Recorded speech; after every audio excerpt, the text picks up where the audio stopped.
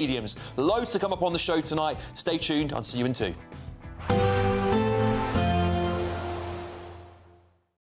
Today, clouds overhead. Total zen within. Box Solar sponsors the weather on GB News.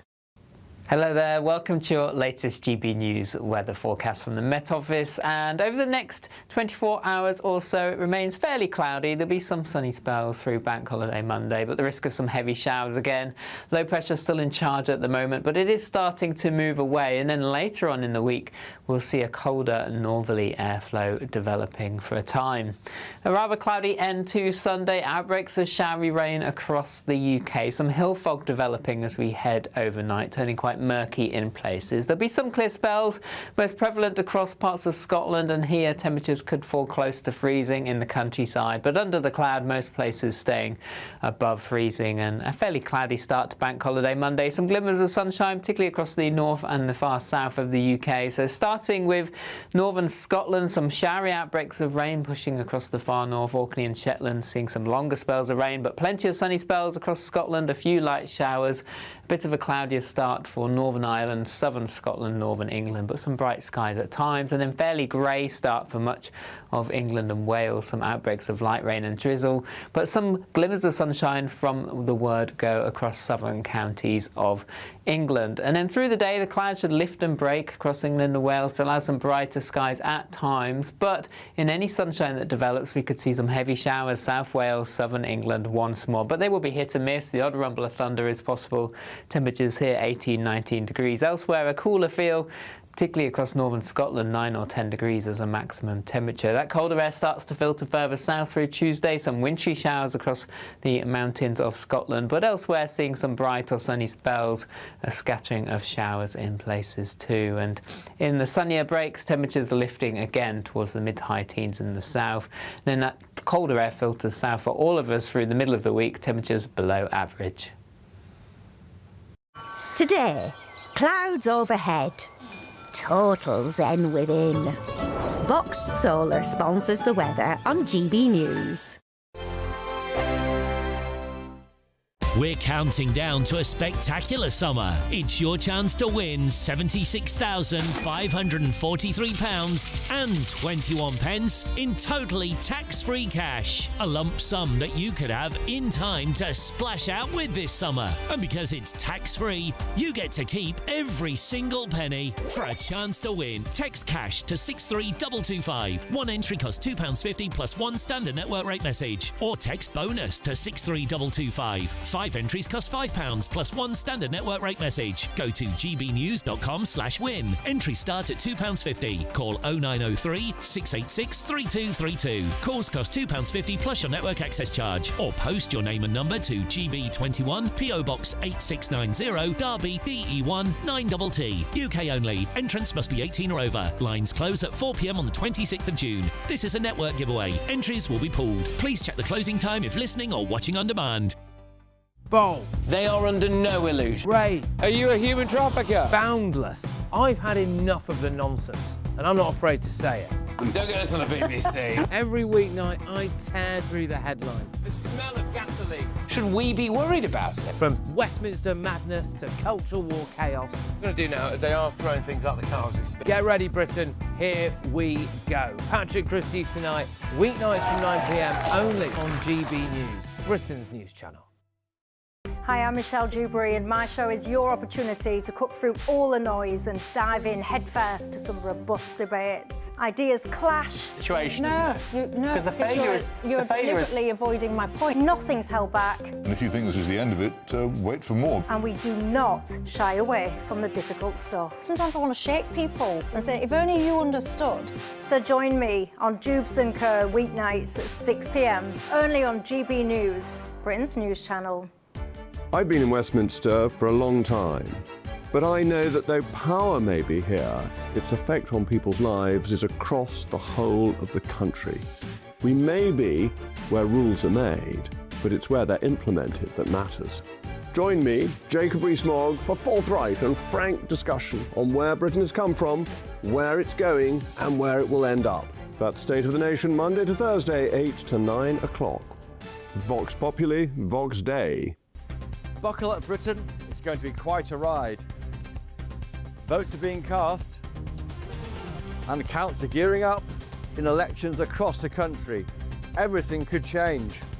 From the first result to the inevitable aftermath. We'll be across it all. Vote 2026, the people decide. From 11 p.m. Thursday night, only on GB News, Britain's news channel. Does Chopper need a coffee? The GB News audience is different, it's unique, because they see through the nonsense. We want to debate with each other, we want to listen and maybe learn. We have a chat. That's what we do. We try and have a chat. They'll watch my programme while they're eating their tea, they'll watch breakfast while they're busy getting their kids ready for school. We want to hear what matters to you, what is news for you.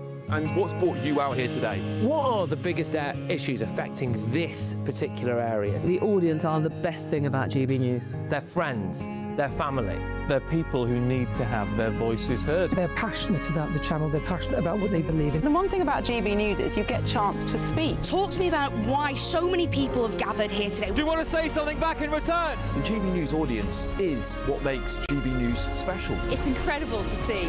They shape our programmes, they shape our output, and they shape our channel. That's what makes us the fearless champion of Britain.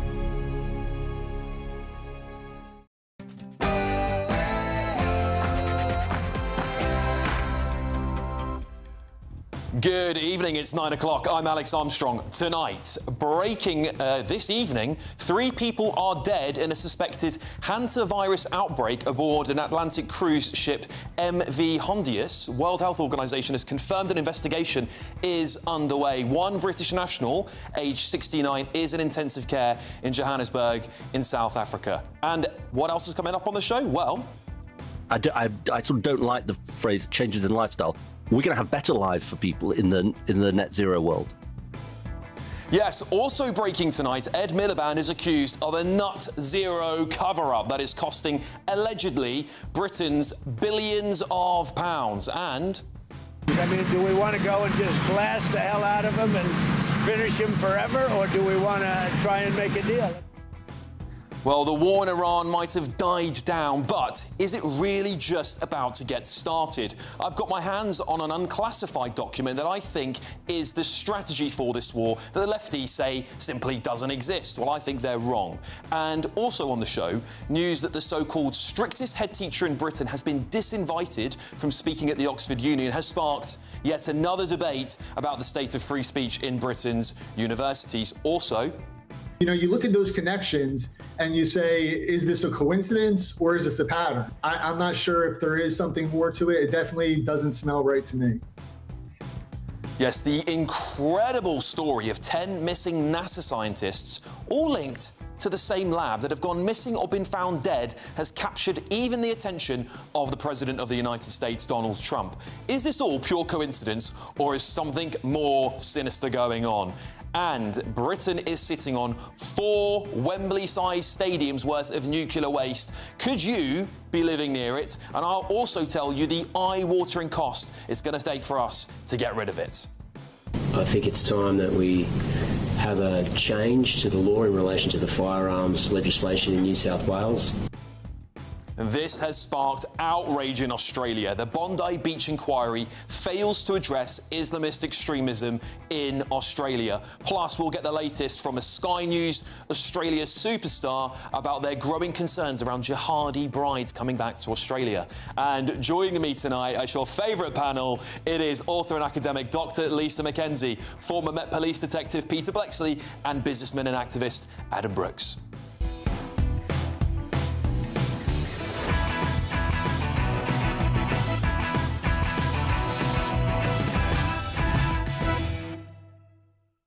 And some yacht-wrecking orca whales in Portugal are apparently teenagers not afraid of anything after being abandoned by relatives. Wow. We'll show you more of that later on. A huge 2 hours coming up. But first, we're going to get your news with the brilliant Sophia Wensler.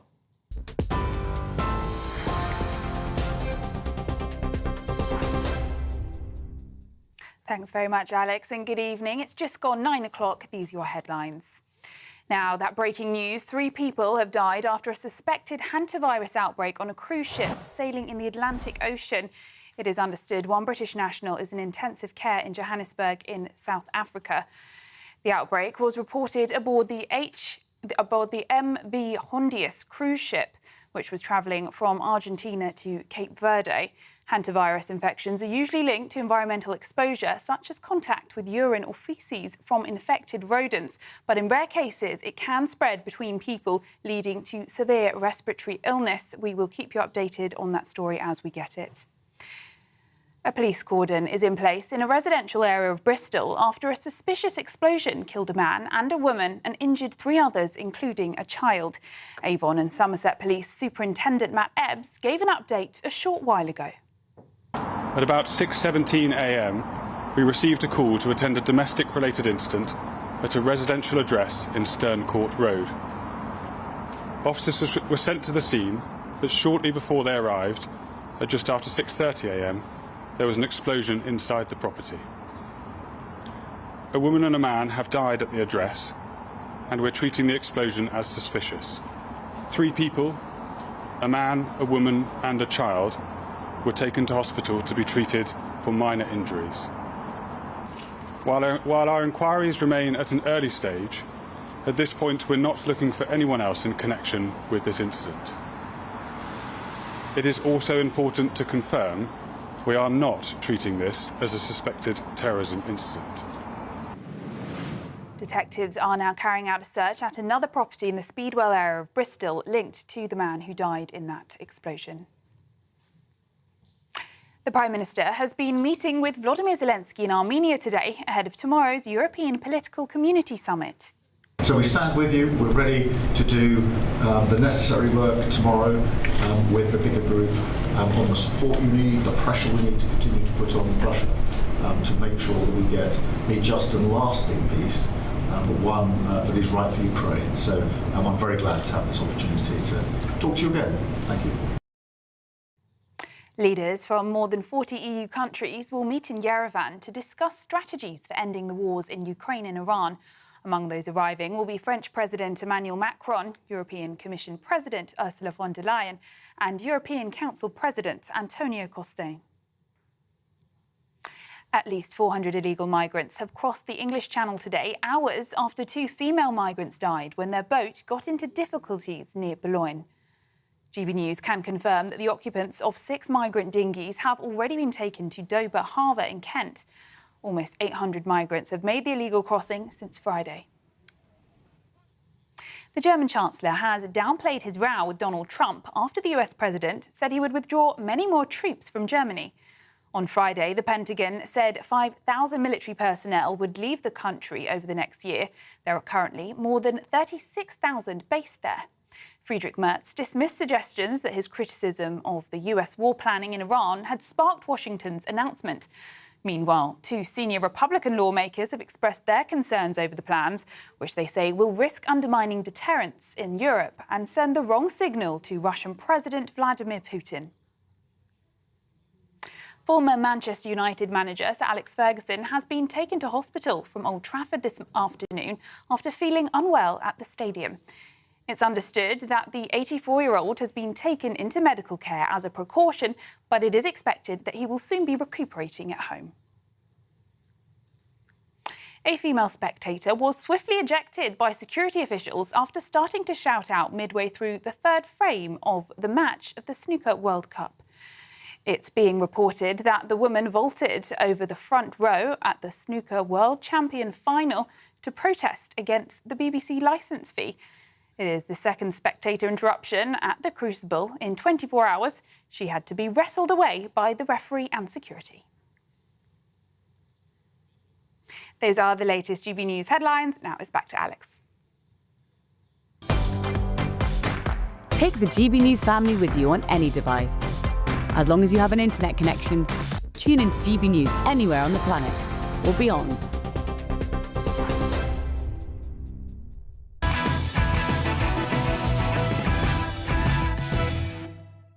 Well, Trump hasn't got a plan for the war in Iran, and they're losing.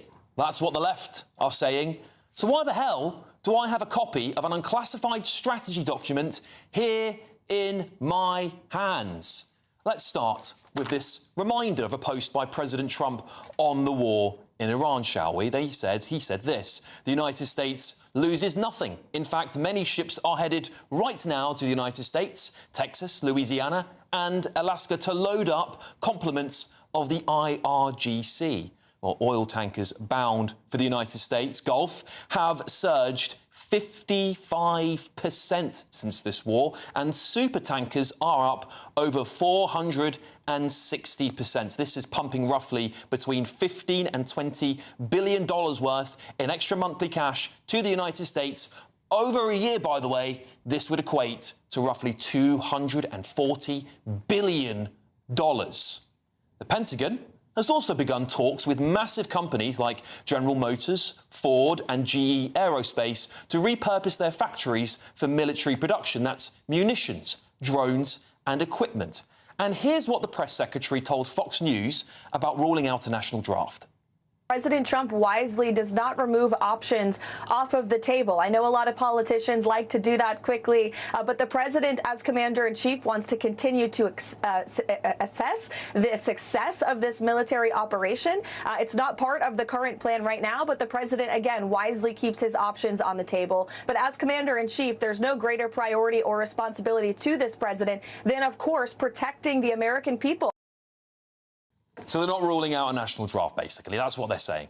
Does any of this sound like a country heading back to peacetime after this war? Does it also sound like a country without a plan?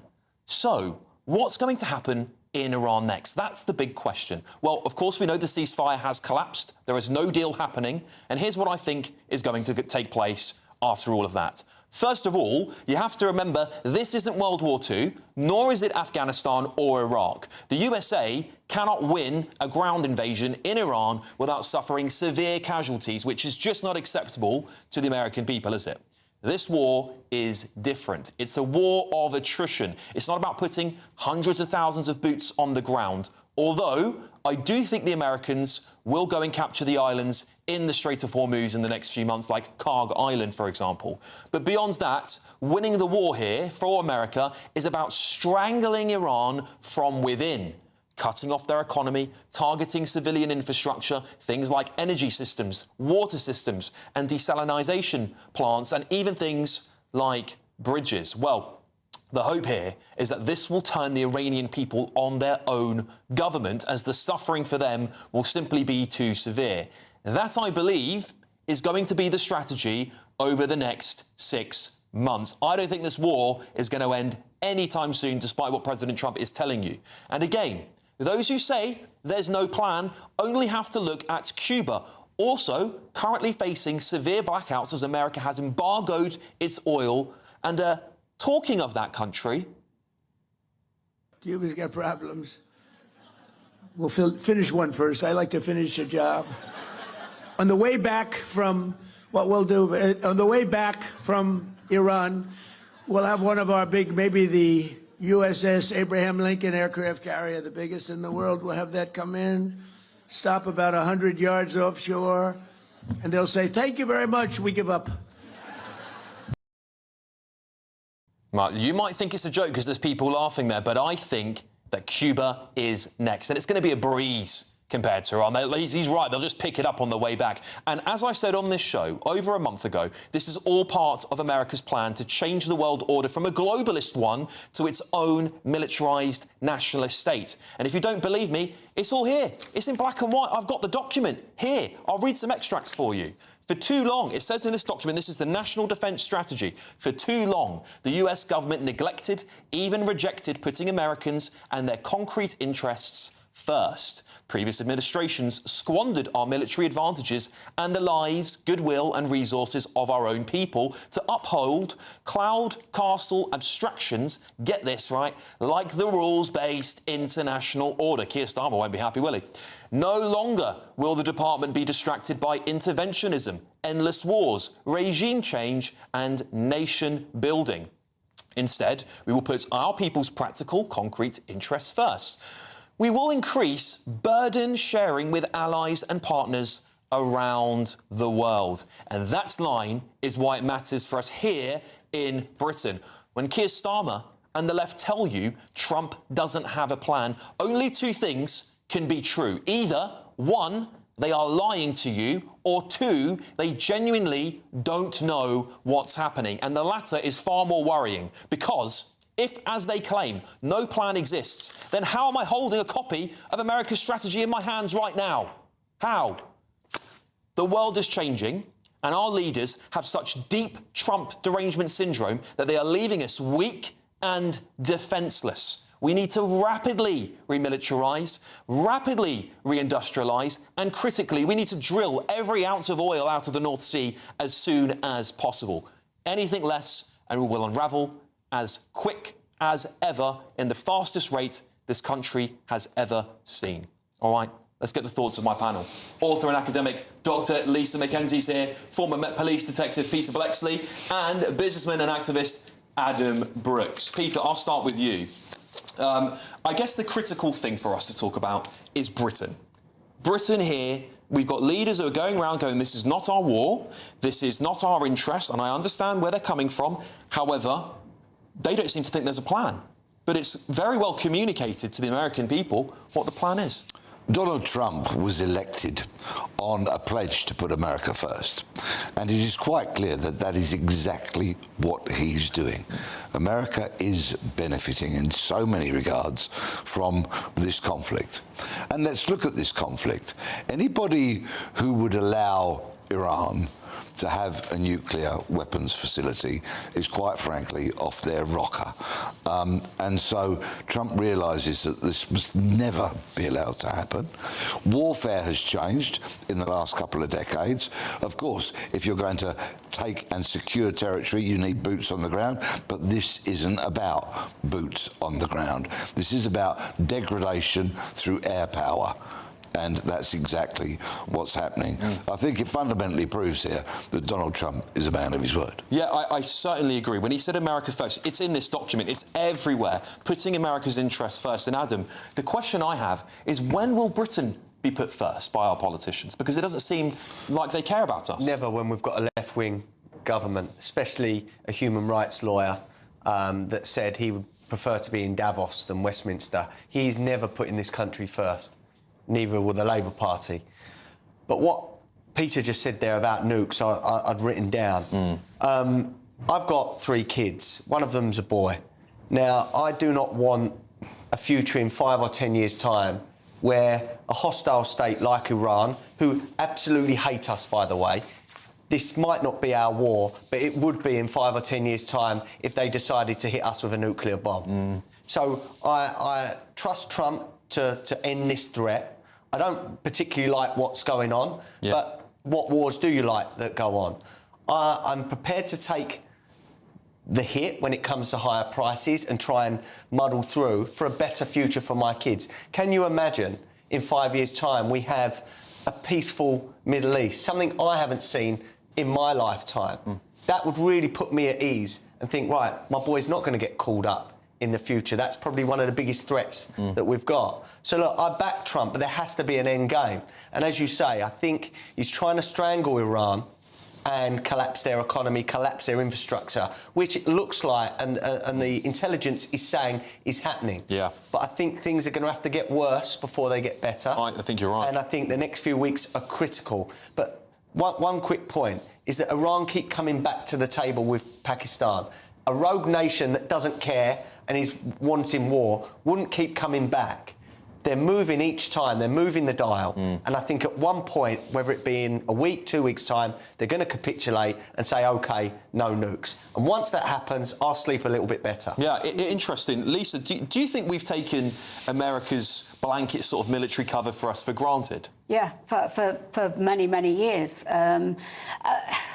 Because they're pulling troops out of Germany, 5,000 different. Apparently they're redistributing them, but and the Germans are not very happy, actually. They're furious. It's quite interesting. I thought that was interesting today when Trump says he's pulling out the troops from Germany, and the Germans went, "You're going to leave us exposed. And I thought, well, says it all. Well, I thought last week this wasn't a real thing and there was no danger. But today, Trump doing this is going to leave Germany exposed and Europe exposed as well. So I thought that was really interesting. But what I do with this is start to think about what's happening here. And let's go back to what you said. I thought that was a really good argument that you've put forward, especially about what we should be doing. First thing that we need to do, which I've got no idea why we haven't, why is the ILCG still not prescribed? Yeah, exactly. Because we could do that. That could be something dead easy. Sign a piece of paper. And we've, you know, it's not putting boots on the ground. It's not doing anything, but it's saying this is where we stand. The next thing is you're absolutely right. We need to start reindustrialising. You know, there are whole swathes of this country right now that have got no work, no hope of work, and yet we could now start reindustrialising. We could start looking at our energy, and I think looking at what America is doing. If we don't start doing something like that and saying, right, OK, we've got to be great as well, America's going to be great again, well, we need to be great again, and we do that by reindustrialising our country. Certainly agree. One of the lines that gets me out of this, it gets me in this document, Peter, is this phrase, our allies must share the burden. I'm paraphrasing slightly there. That, to me, says that if America is what they've been saying, Donald Trump has said, if you want your oil, go and get it. We're not suffering. They're making $200 billion a year at the moment at this rate on their own oil. They're saying, why don't you go and do it too? And Donald Trump has been very, very clear about NATO not paying its way sufficiently and not defending itself and having relied so heavily on America for a very long time. And he's quite frankly said, enough is enough. Increased military budgets should be across Europe, across NATO. Of course, we should stand on our own 2 feet. But doesn't all of this show the absolute folly and the nonsense of Starmer not allowing the US to refuel in Diego Garcia? Yes, yeah, absolutely. And Alex, one thing what I just quick said about nuclear bombs, I get silly lefties on social media say, yeah, but Israel have got a nuclear bomb. They've had a nuclear bomb for decades. There's never ever been a worry about them going rogue and using it, even when states around them are threatening to annihilate them. That's the difference. These are mad mullahs and extremists. Israel aren't. Well, yeah, this is the thing, right? And they're also under America's umbrella. We do what we're told by the Americans. Let's be real about that. They are the empire, and we have to be honest about that. And we can't use even Britain cannot use its nuclear weapons without the permission from the Americans. And I don't suspect Israel will be allowed to either. Look, this war I think it will go on. I think we'll hear more about it very shortly. I hope I'm wrong. I really do. I hope this war comes to an end really quickly and so Britain can recover, because I think we're going to be in for a real shock otherwise. I guess it's a good time to tell you that there is a Great British giveaway to give you some hope, because it's your chance to win £76,543.21 in tax-free cash. Imagine what kind of summer you can have with all of that cash. Here's all the details. There's a totally tax-free £76,543.21 in cash to be won. Cash to spend on anything you like. That's like having over £6,000 extra to spend each month for a whole year. You could spend it on a bucket list holiday, treats for all of the family, or just save it for a rainy day. Just make sure you don't miss your chance to win £76,543.21 for a chance to win £76,543.21 in tax-free cash. Text cash to 63225. One entry costs £2.50 plus one standard network rate message. Or text bonus to 63225. 5 entries cost £5 plus one standard network rate message. Go to gbnews.com/win. Entries start at £2.50. Call 0903 686 3232. Calls cost £2.50 plus your network access charge. Or post your name and number to GB21 PO Box 8690 Derby DE1 9TT. UK only. Entrants must be 18 or over. Lines close at 4 p.m. on the 26th of June. This is a network giveaway. Entries will be pooled. Please check the closing time if listening or watching on demand. Good luck. Coming up, nuclear waste is piling up and it's not under Downing Street, don't worry. It could take over a century to deal with it. But next, Edinburgh University is under fire for hosting a controversial pro-Palestinian activist, while Oxford faces accusations of shutting out Catherine Birbalsingh, the so-called strictest head teacher in the country. Are these universities completely overrun by the far left? That's next.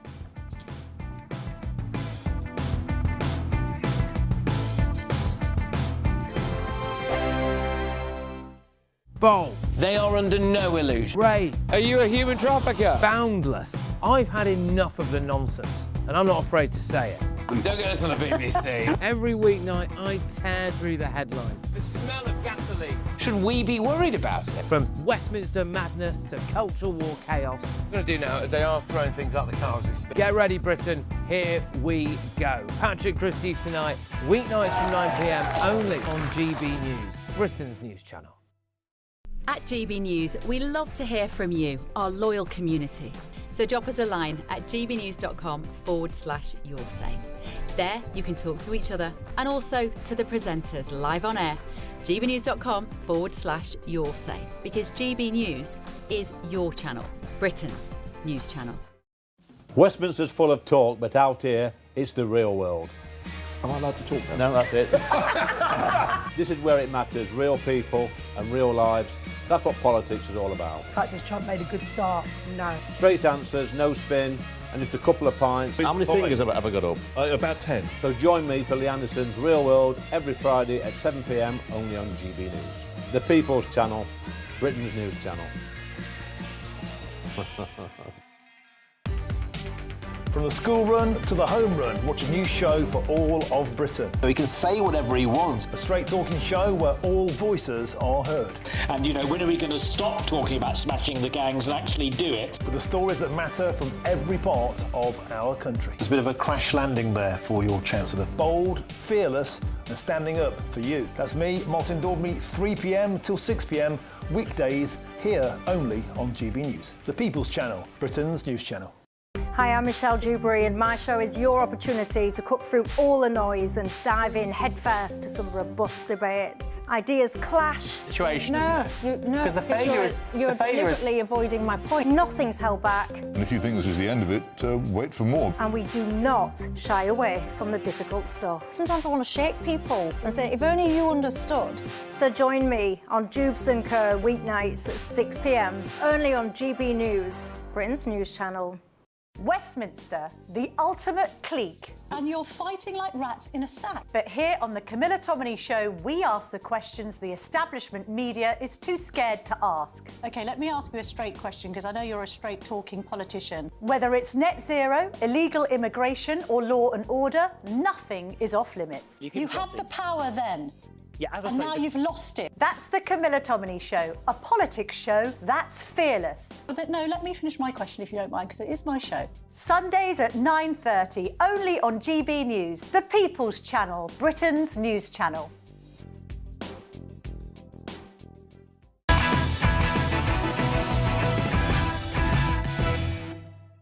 Well, we've seen another flurry of headlines over the last few days about free speech in our universities in Britain. The University of Edinburgh has been facing mounting criticism after platforming the pro-Palestinian activist Zaid Jaloudi. He's previously compared Zionists to Nazis and accused them of being puppet masters behind a colonial empire constructed off the blood of Palestinians. So apparently that's fine. Apparently you can do that. But also, this weekend, Britain's so-called strictest head teacher, Catherine Birbalsingh, accused the Oxford Union of disinviting her from a debate. Well, she was due to discuss whether being British is a birthright, not a choice, last Thursday, but she says the union ignored her assistant's request for information about the debate, meaning there was really no way for her to attend. Meanwhile, it's emerged that Tommy Robinson is set to take part in a debate at the Oxford Union with the motion, "This House believes the West is This House believes the West is right to be suspicious of Islam." How long do you give it until that one gets cancelled? I think it's a week away from being cancelled, but it does beg the question, what is going on our universities? Are they biased? Are they hypocritical? And are they scared of a backlash? Well, joining me now is Dr. Rakib Ehsan, social policy analyst. I can't speak tonight, I beg your pardon. And Andy Twelves, political commentator. Good evening, gentlemen. Rakib, I'll start with you. Of course, we've seen these lineups now. From across the university spectrum, particularly the Oxford Union. Are they a bit hypocritical about who they allow in and who they don't, or am I just reading into this too much? Well, I think that there's obviously there's examples where you might feel that freedom of expression is not necessarily being as well protected as it should be on university campuses. But Alex, I also think there's a great deal of outrage over certain cases, and if people haven't been invited to a particular event, or they were invited and then there wasn't a follow-up email on the back of it, they feel that they've been essentially banned or they've been sidelined. I think that our universities, I think they've had that struggle in terms of striking the right balance between freedom of expression and protecting certain groups, for example, that live on university campuses. And it's not necessarily an easy balance to strike. Now, I'm someone, I've been through the university system, you know, undergraduate, master's, PhD. So I think that I want to see critical debate in university campuses across the country. That needs to be protected, and it should be encouraged in the strongest way possible. Yeah, what do you make of this, Andy? Do you think that we've got a free speech issue on our universities? I don't think we do, and I think the characterisation of it being universities have the free speech issue is a bit silly. You know, the Oxford Union is a student society. It's run by, 18 to 22-year-olds, you know, mainly undergraduates. The same with the Pro-Palestinian Society up at the University of Edinburgh that invited that speaker that you were just talking about before. You know, it's run by undergraduates and master students. These aren't people with a great deal of experience. It's not the Vice-Chancellor of the university. It's not, you know, professors and lecturers getting together in a room and going, oh, well, we don't want that kind of view. It's kids who probably haven't had much responsibility in their life taking a judgment call on whether they want X person or Y person. And I don't think that, you know, any one person has a right to a debate or a right to be platformed. You know, just because I've been invited here tonight, Alex, I don't have a right to come on every single Sunday and do this debate panel. You know, I just don't have that right. And I think a lot of people, particularly on the right, you know, you saw what Zia Youssef, the LARPer who's pretending to be Shadow Home Secretary, saying that he was going to cut the entirety of funding that the state gives to Bangor University because a single student society didn't want to platform Sarah Pochin. You know, it's just snowflakery. They've reinvented cancel culture and just crybabyism from first principles, and I just don't think it's a real issue, to be honest, Alex. Dr. Rakib, what do you make of Andy's comments? No, I think there needs to be a bit more resilience on the left and right on these kind of issues, if truth be told. And I think that there is a case where that you have certain individuals, because they're not invited to these kind of events, university debates, they feel that they're essentially being sidelined. But it might just be the case that those societies who have been organising those debates, those discussions, they've just found an alternative, or they're entitled to have a preference in terms of what kind of speakers they want to invite to events. And now I think that what we could do, we could be clear in terms of, you know, really introducing more rules and regulations in terms of really trying to protect freedom of expression and intellectual debate on universities, on university campuses. But I think the key point to make here is that traditionally, especially our university system, is internationally respected, and it's important to defend freedom of expression. But I think crucially, I think that there is a great deal of snowflakery, as Andy's referred to, and I think that actually there's elements of the left and right who are guilty of that. Yeah, Andy? Yeah, I agree. But, you know, again, I think a lot of big commentators or pundits or, you know, public figures who get upset when they haven't been invited just need to get a grip. You know, it's the opinion of 18 to 22-year-olds who are running society probably with the first responsibility they've ever had in their life, any meaningful responsibility, and haven't chosen them. And I really do agree with Rakib.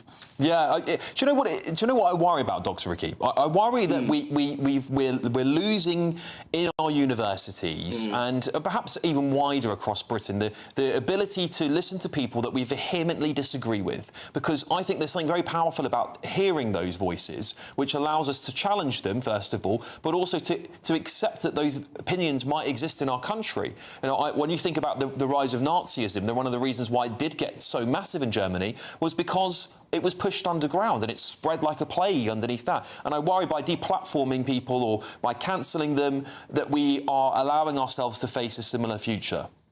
Well, I think that more generally, I think you could say that we're a more politically fragmented society. I think that's definitely accelerated in recent times. I think that's even. I'd say that in terms of political polarization, I think it's still notably worse in the United States. But I think that overall, I think you're absolutely right. I like listening to different perspectives. I have a variety of political beliefs within my own family. And I think it's good to be exposed to that because it allows you to see different public policy areas in a different light in terms of having that diversity of perspectives. And I think that needs to be encouraged on our university campuses as well, in terms of having those robust discussions in the spirit of civil debate. Yeah, Andy, final word to you. Do you think we need to have some sort of policy? Do we need to force policy onto universities so they can't cancel people speaking at their events? I'm shocked, actually. You're suggesting more state intervention than I am. This is GB News First. I don't know. I think probably universities should, if it gets out of hand. But often, oftentimes I think you do have a pretty diverse range of views. It's just not always the most famous or the person with the most Twitter followers, and, egos get damaged. Yeah, there we go. Dr. Rakib Hassan, thank you so much for joining me. And Andy Twells, gentlemen, thank you for a very well-spoken debate. Thank you, you two. Edinburgh University spokesman acknowledged the event has caused some anxiety and distress for some members of our community, but defended the institution's commitment to freedom of expression, noting additional oversight measures had been implemented. A spokesman for the Oxford Union told the Mail on Sunday, the Oxford Union Society Committee works tirelessly to curate a termly programme of debates and speaker meetings that give our members the unique opportunity to challenge, question and interact with a broad range of speakers. Speakers for this term are still being confirmed, with ongoing events in the Middle East and debates for Eid al-Adha being important factors. We only host speakers who agree to be challenged in the context of a debate. For events with greater levels of external interest, information is often released closer to the planned date to mitigate any potential security risks. After routine liaison with stakeholders, including the police, this procedure is not a departure from normal practice. All right, coming up, across the pond, 12 experts in space, defence and nuclear fields have died in the weirdest circumstances, and now the FBI is going to investigate whether there is a deeper link. But next, nuclear waste is piling up in Britain and it could take over a century to deal with it. We'll be talking about that next on Alex Armstrong Tonight.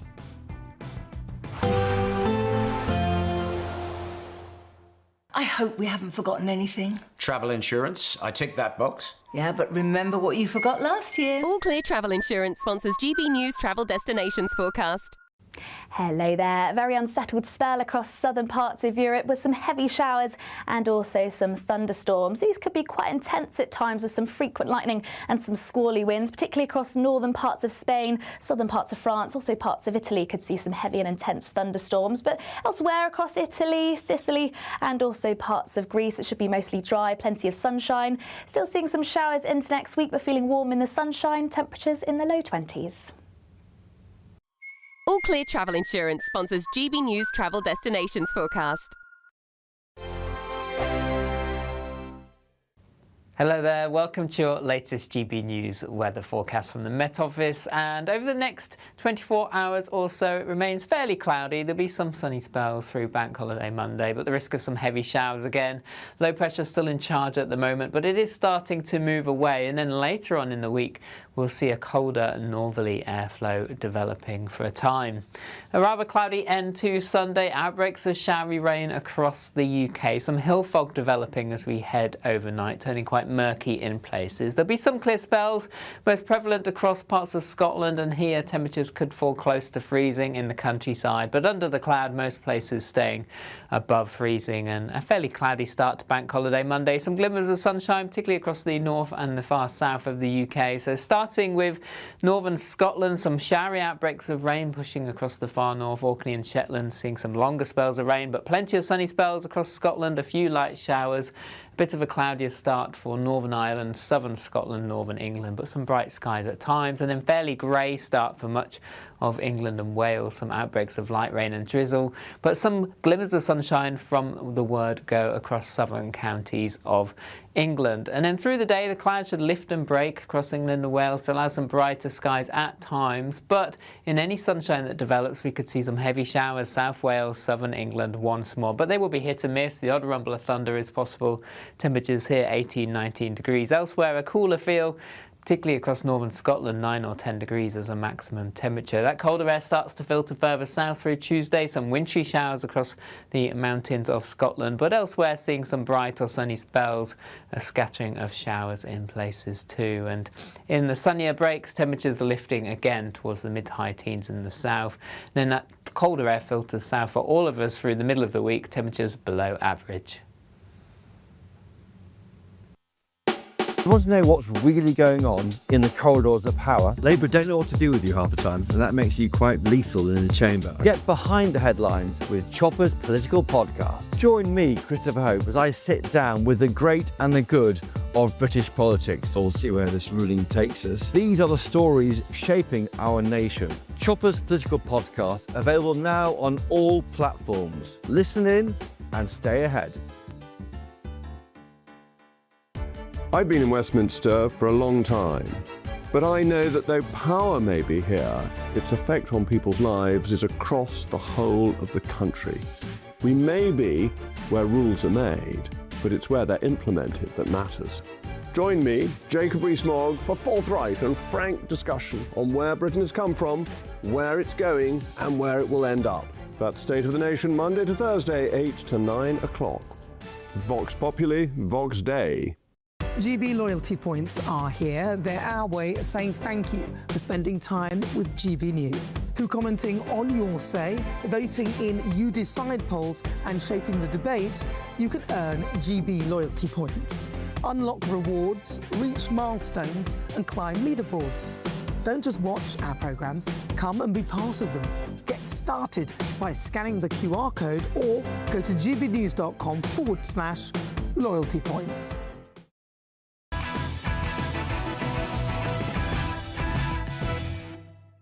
Ed Miliband, who we're going to talk about also very shortly, has said that Britain is entering a golden age of nuclear power with new reactors planned at sites like Hinkley Point in Somerset and Sizewell in Suffolk, while Sellafield in Cumbria already stores decades of material. However, it comes with a bit of a problem, doesn't it? Nuclear waste, it includes radioactive, spent fuel and contaminated materials from reactor operation. It's expected to generate enough waste to fill 4 Wembley stadiums. That is a shocking statistic. The clean-up bill is expected to cost more than £200 billion, and the process could take more than a century to complete. Well, look, we're now joined by former Chief Executive of Energy UK, Angela Knight, to talk about this. Angela, thank you for joining the show. I saw this headline about 4 stadiums, Wembley-sized stadiums of nuclear waste, and I found that quite shocking. First of all, could you help me put it into perspective? Is this quite a serious issue we're facing? Oh, yes, it is a serious issue. I don't think we should ignore it. I don't think we should downplay it or put it to one side. However, when one talks about nuclear waste, it's a bit like talking about any waste, in the sense that there's lots of different types of it. And the majority of the nuclear waste we produce is relatively low level. And what is likely to happen is that there's a small amount, though, of high level. They tend to call it hot nuclear waste. Now, for that is hot, which is much smaller than your 4 football pitches or your Wembley stadiums or whatever it may be, that smaller amount, it has become, I think it's right to say, agreed internationally that this goes very deep down into the earth in what they call one of these sort of geological storages. Finland's got one, France is considering one. But the majority of the waste that is produced can now be recycled much better than it was in the past, cleaned up much better, and it goes into a much less serious type of storage, simply because it is not anything like as radioactive, and so doesn't quite fit into those scary headlines that you've rightly read out. Yeah, Angela, I guess the concern people will have when they see these headlines, and look, I'm a big advocate for nuclear. I think it is far better than much else we've got, really, at this point in time, particularly as we do desperately need more energy sources in Britain. However, long term, is this a sustainable energy source for Britain? The answer is yes, as long as you think about it in the whole. That is, you don't just say, well, I'm going to build it today and I'll forget about tomorrow and what I've got to do with it when it comes to the end of the life. You plug that all in at the start. And for many years, many decades, that discussion has taken place within government. But some of those decisions are pretty difficult. And often the intention is, really there to actually come to a proper conclusion about what you do about decommissioning. But then government gets sidelined by the crisis, or because social, the welfare budget needs topping up, or all those sorts of things.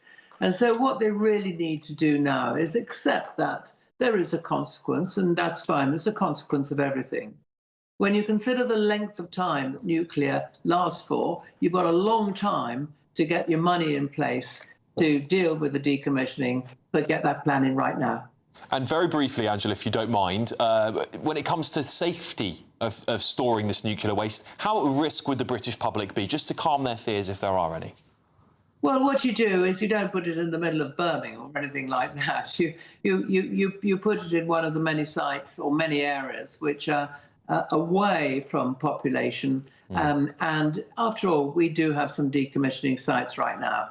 Keep it away from population, keep it away from the water, make sure that whatever you do it properly, get on with it, get it in place, and start to plan in advance of, or at the same time as we plan for our new nuclear revolution, if that's what it's going to be.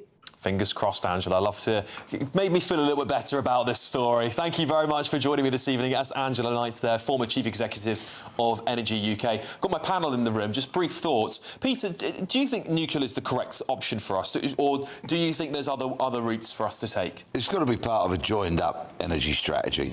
But look, the politicians and the scientists, the smart people, have known about this issue for decades, right? Shame on them for not getting it right. But if we carry on with socialist governments for much longer, we'll end up finding it fly-tipped on the side of motorways or down country lanes, like so many other ones of which are cluttered up with other people's rubbish because they don't dispose of it correctly. Adam, briefly from you? We should be dependent on nuclear already. If it wasn't for the Lib Dems 15 years ago, we wouldn't be having the energy crises that we are having right now, especially 3 years ago. Now, just quickly, 3 years ago, we were being promised Rolls-Royce nuclear reactors, and they were going to be fast-tracked. 3 years later, where are they? This government and the last are incompetent, and they're putting us at risk. Lisa, very briefly from you as well, what would you do? I'm very cautious of nuclear energy, to be honest, and nuclear waste in particular. She said, let's not put it near any population. Britain is a very small island with populations everywhere. So, I would proceed with caution, but I think that there should be a whole plethora of energy, including, some might say this is, but bringing the coal mines back. Yeah, we've got millions of tonnes of coal underneath us. There'll be a lot of people that agree with you, Lisa. All right, look, a Department of Energy Security and Net Zero spokesperson said this: we are reversing a legacy of no new nuclear power being delivered to unlock a golden age of nuclear, securing thousands of good jobs, skilled jobs, and billions in investment.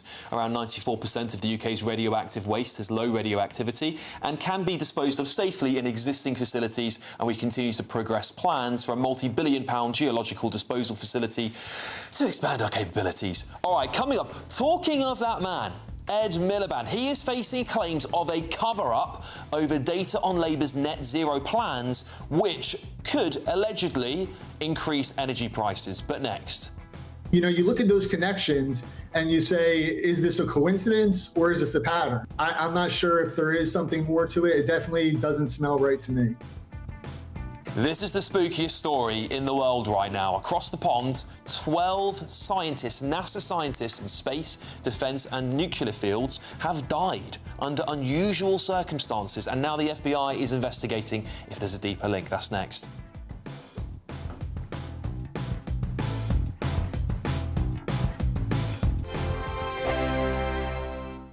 I'm Michelle Dewberry. This is Jubes & Co. with you. Hello everyone, Patrick Christie is here. GB News, Britain's news channel. Access the stories that matter to you.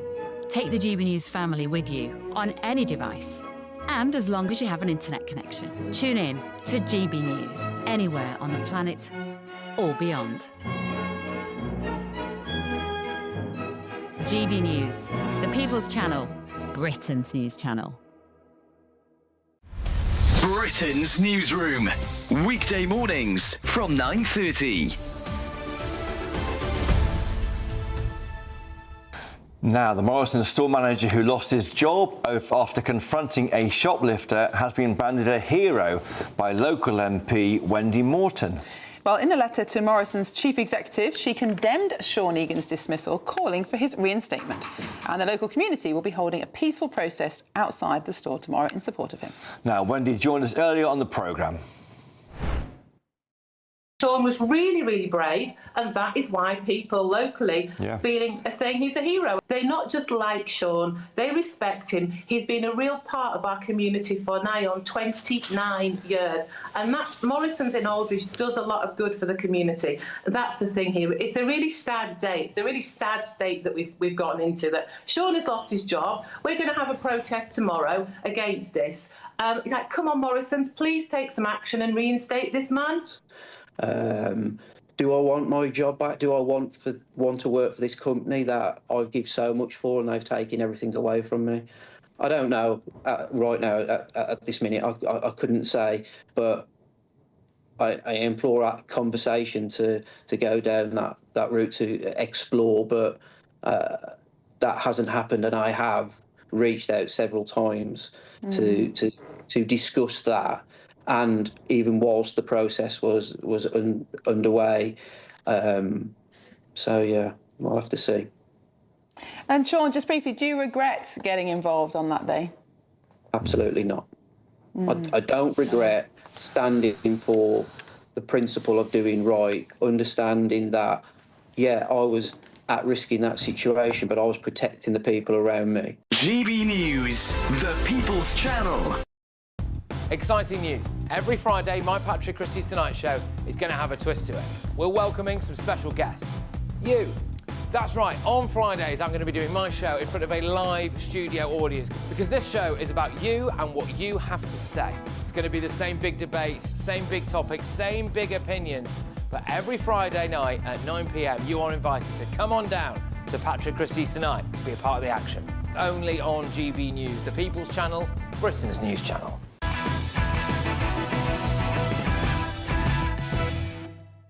I love this story for all the wrong, not because it's not very nice, but I do love it because I think it's fascinating. Right, some have compared it to the X-Files because it's a mysterious string of deaths and disappearances among American experts who are in the fields of space, defence and nuclear, growing ever more perplexing as to how they've died or mysteriously disappeared. 10 of them so far, I believe. The FBI and Congress are now investigating potential links, but so far there's no definitive evidence of coordination or foul play. However, White House Press Secretary Caroline Leavitt said the Trump administration is working with the FBI and other agencies to holistically review, I don't know what that means, holistically review the cases and identify any common threads. Well, similarities between some events and how close certain people were to UFO research or UAPs, whatever you want to call them these days, has led to speculation about spying or planned actions. Well, joining me now is UFO researcher and filmmaker, King of the UFOs, Mark Christopher Lee. Mark, thank you so much for joining me this evening. I am fascinated by this story because it just seems implausible that 13 people with all similar connections to each other have all died in mysterious circumstances. I don't know if you've got an example you could give us. What did you make of all of it, Mark? Yeah, I mean, I think we have to take into context what's going on in the US at the moment. There is a UFO frenzy. We're expecting the UFO files to be released by President Trump. There's even talk of a speech where he's going to announce that we are not alone. And it's on social media, there's a bit of a, frenzy going on. And I generally think with this, there's a couple of genuine disappearances that need to be investigated. And one of those was retired Air Force Major General William Neil McCasland, who basically left his house one day, left his mobile phone, took his wallet, took a revolver with him, and disappeared. And his body hasn't been found. And what's interesting about that is that he was a former commander of Wright-Patterson Air Force Base. Okay, and in UFO research, people think, oh, Area 51, that's where they keep the UFOs. No, allegedly where they keep the UFOs is Wright-Patterson Air Force Base. That's why that one intrigues me. And the other one is there's was a NASA scientist called Monica Razor. She was 60. She was on a hiking trail in Angeles National Park. She waved goodbye to a friend, went on her way, and was never seen again. And they sent out a search party, sent out dogs who found her scent, and it basically just disappeared. They found her beanie hat, and the scent went cold after that. So where did she go to? That is a genuine mystery. However, the others, I think, they're just people joining dots where, you know, they're not there, basically. There's thousands of scientists at work at NASA, from the US government, and there's going to be a number of deaths over the years. So, but it is intriguing. You mentioned the X-Files. It's very Men in Black and mysterious, and we love that, don't we? So. Absolutely, Mark, and particularly because we've got this, so-called disclosure day coming up by the President of the United States, where we're going to learn about these UFOs, we're going to get better quality images, and we're going to find out more about them. It all seems very, very connected, doesn't it? It seems very connected. Mark, look, thank you so much for joining me. That's Mark Christopher Lee there, King of the UFOs, researcher and filmmaker. Thank you very much, Mark. Very briefly on the panel here, Peter, believe in conspiracies here about aliens, or is it all just a coincidence? Let's get my tinfoil out on. Right? It's all down to the Martians, and they're disappearing us all. Martians, if you're listening, go and get Starbucks. You wouldn't say take them to your leader, would you? You don't know which one it is at the moment.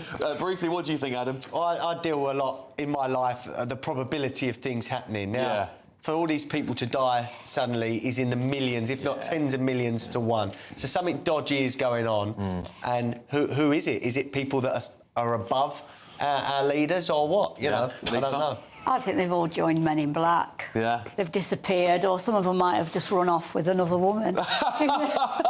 And it's killed them. And the effort's killed them. There you go. Right, look, up next, Energy Secretary Ed Miliband is facing claims of a cover-up over data on Labour's net zero plans, which could increase electricity prices. This is a ridiculously insane story, because we're all paying so much money, and there's a lot of accusations here, so I'm going to be playing that next to an Alex Armstrong tonight. We've got lots of other stories coming up in the show as well. Do you believe in aliens? Let me know, gbnews.com/you'll see. But up next, we'll be exposing that cover-up.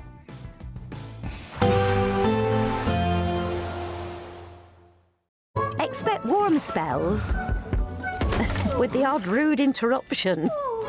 Box Boilers sponsors the weather on GB News. Hello there, welcome to your latest GB News weather forecast from the Met Office. And over the next 24 hours or so, it remains fairly cloudy. There'll be some sunny spells through Bank Holiday Monday, but the risk of some heavy showers again. Low pressure still in charge at the moment, but it is starting to move away. And then later on in the week, we'll see a colder northerly airflow developing for a time.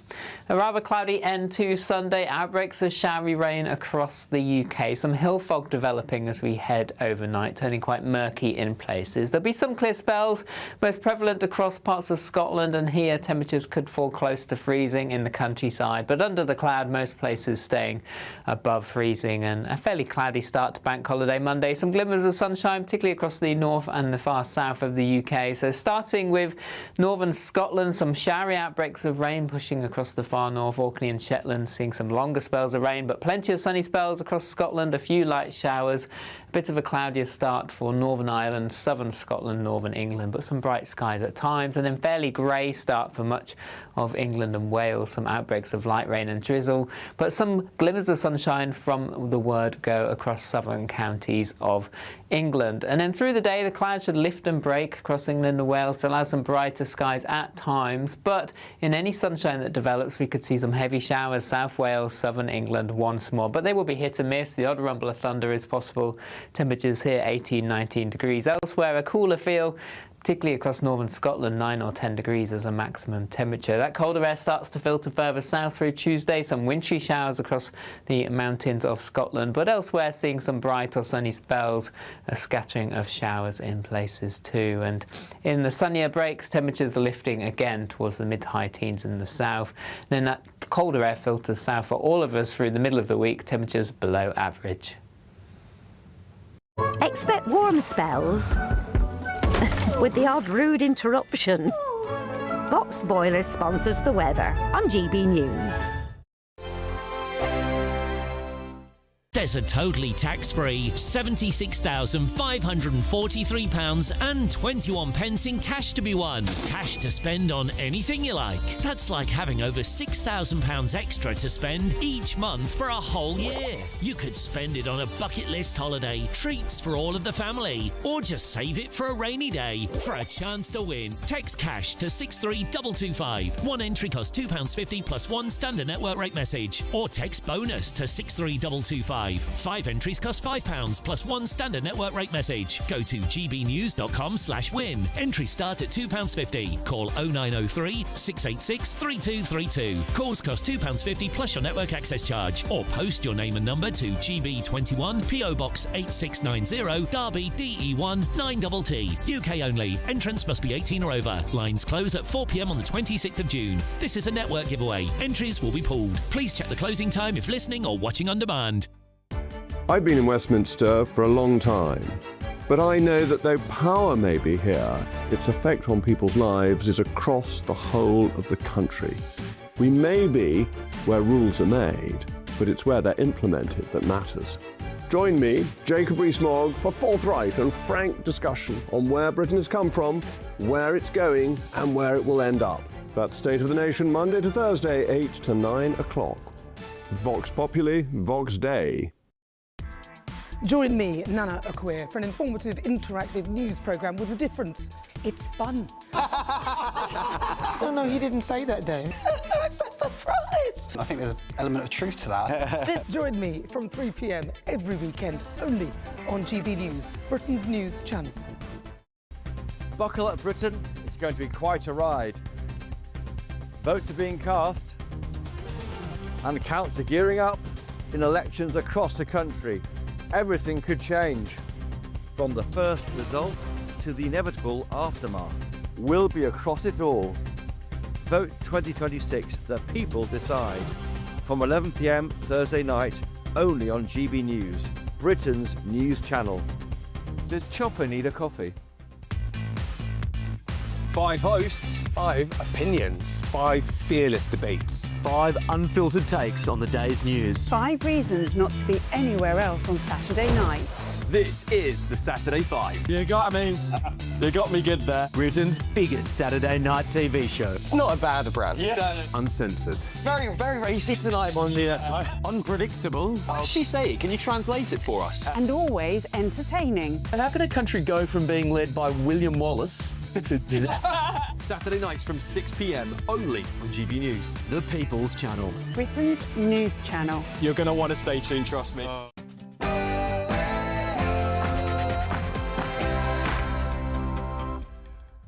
Good evening, it's 10 o'clock. I'm Alex Armstrong, and breaking tonight, 3 people are dead in a suspected hantavirus outbreak aboard Atlantic cruise ship MV Hondius. The World Health Organization confirms an investigation is underway. 1 British national, aged 69, is in intensive care in Johannesburg, South Africa. I sort of don't like the phrase changes in lifestyle. We're going to have better lives for people in the net zero world. Right, well, also breaking tonight, Ed Miliband is accused of a nut zero cover-up that's allegedly costing Britain billions of pounds. Also... I mean, do we want to go and just blast the hell out of them and finish them forever, or do we want to try and make a deal? Well, the war in Iran might have died down, but is it really just about to get started? Well, I've got my hands on an unclassified document that I think is the war strategy that all the lefties say doesn't exist. And... You know, you look at those connections and you say, is this a coincidence or is this a pattern? I'm not sure if there is something more to it. It definitely doesn't smell right to me. Yes, this is the incredible story of 10 missing NASA scientists, all linked to the same lab, that have gone missing or been found dead, and has even captured the attention of President Donald Trump. Is it pure coincidence, or is something more sinister going on there? Also...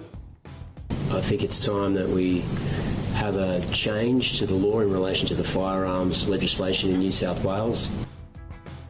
The Bondi Beach inquiry fails to address Islamist extremism in Australia. Plus, we're going to get the latest from Sky News superstar Danica Di Giorgio on Australia's growing jihadi bride problem. And tomorrow's front pages are dropping. Right now, we've got the iPaper, state pension triple lock under threat if UK goes to war with Putin. And joining me tonight is your favourite panel on GB News. It's Dr. Lisa McKenzie, former Met Police detective Peter Blexley, and businessman and activist Adam Brooks.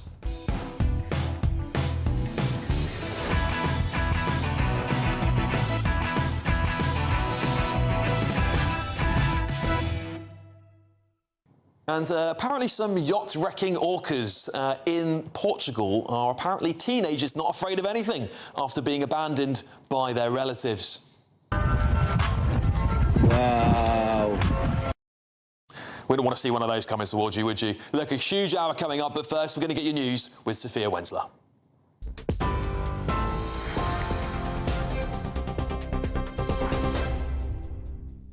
Alex, thank you. Good evening. It's just gone 10 o'clock. Your top stories this hour.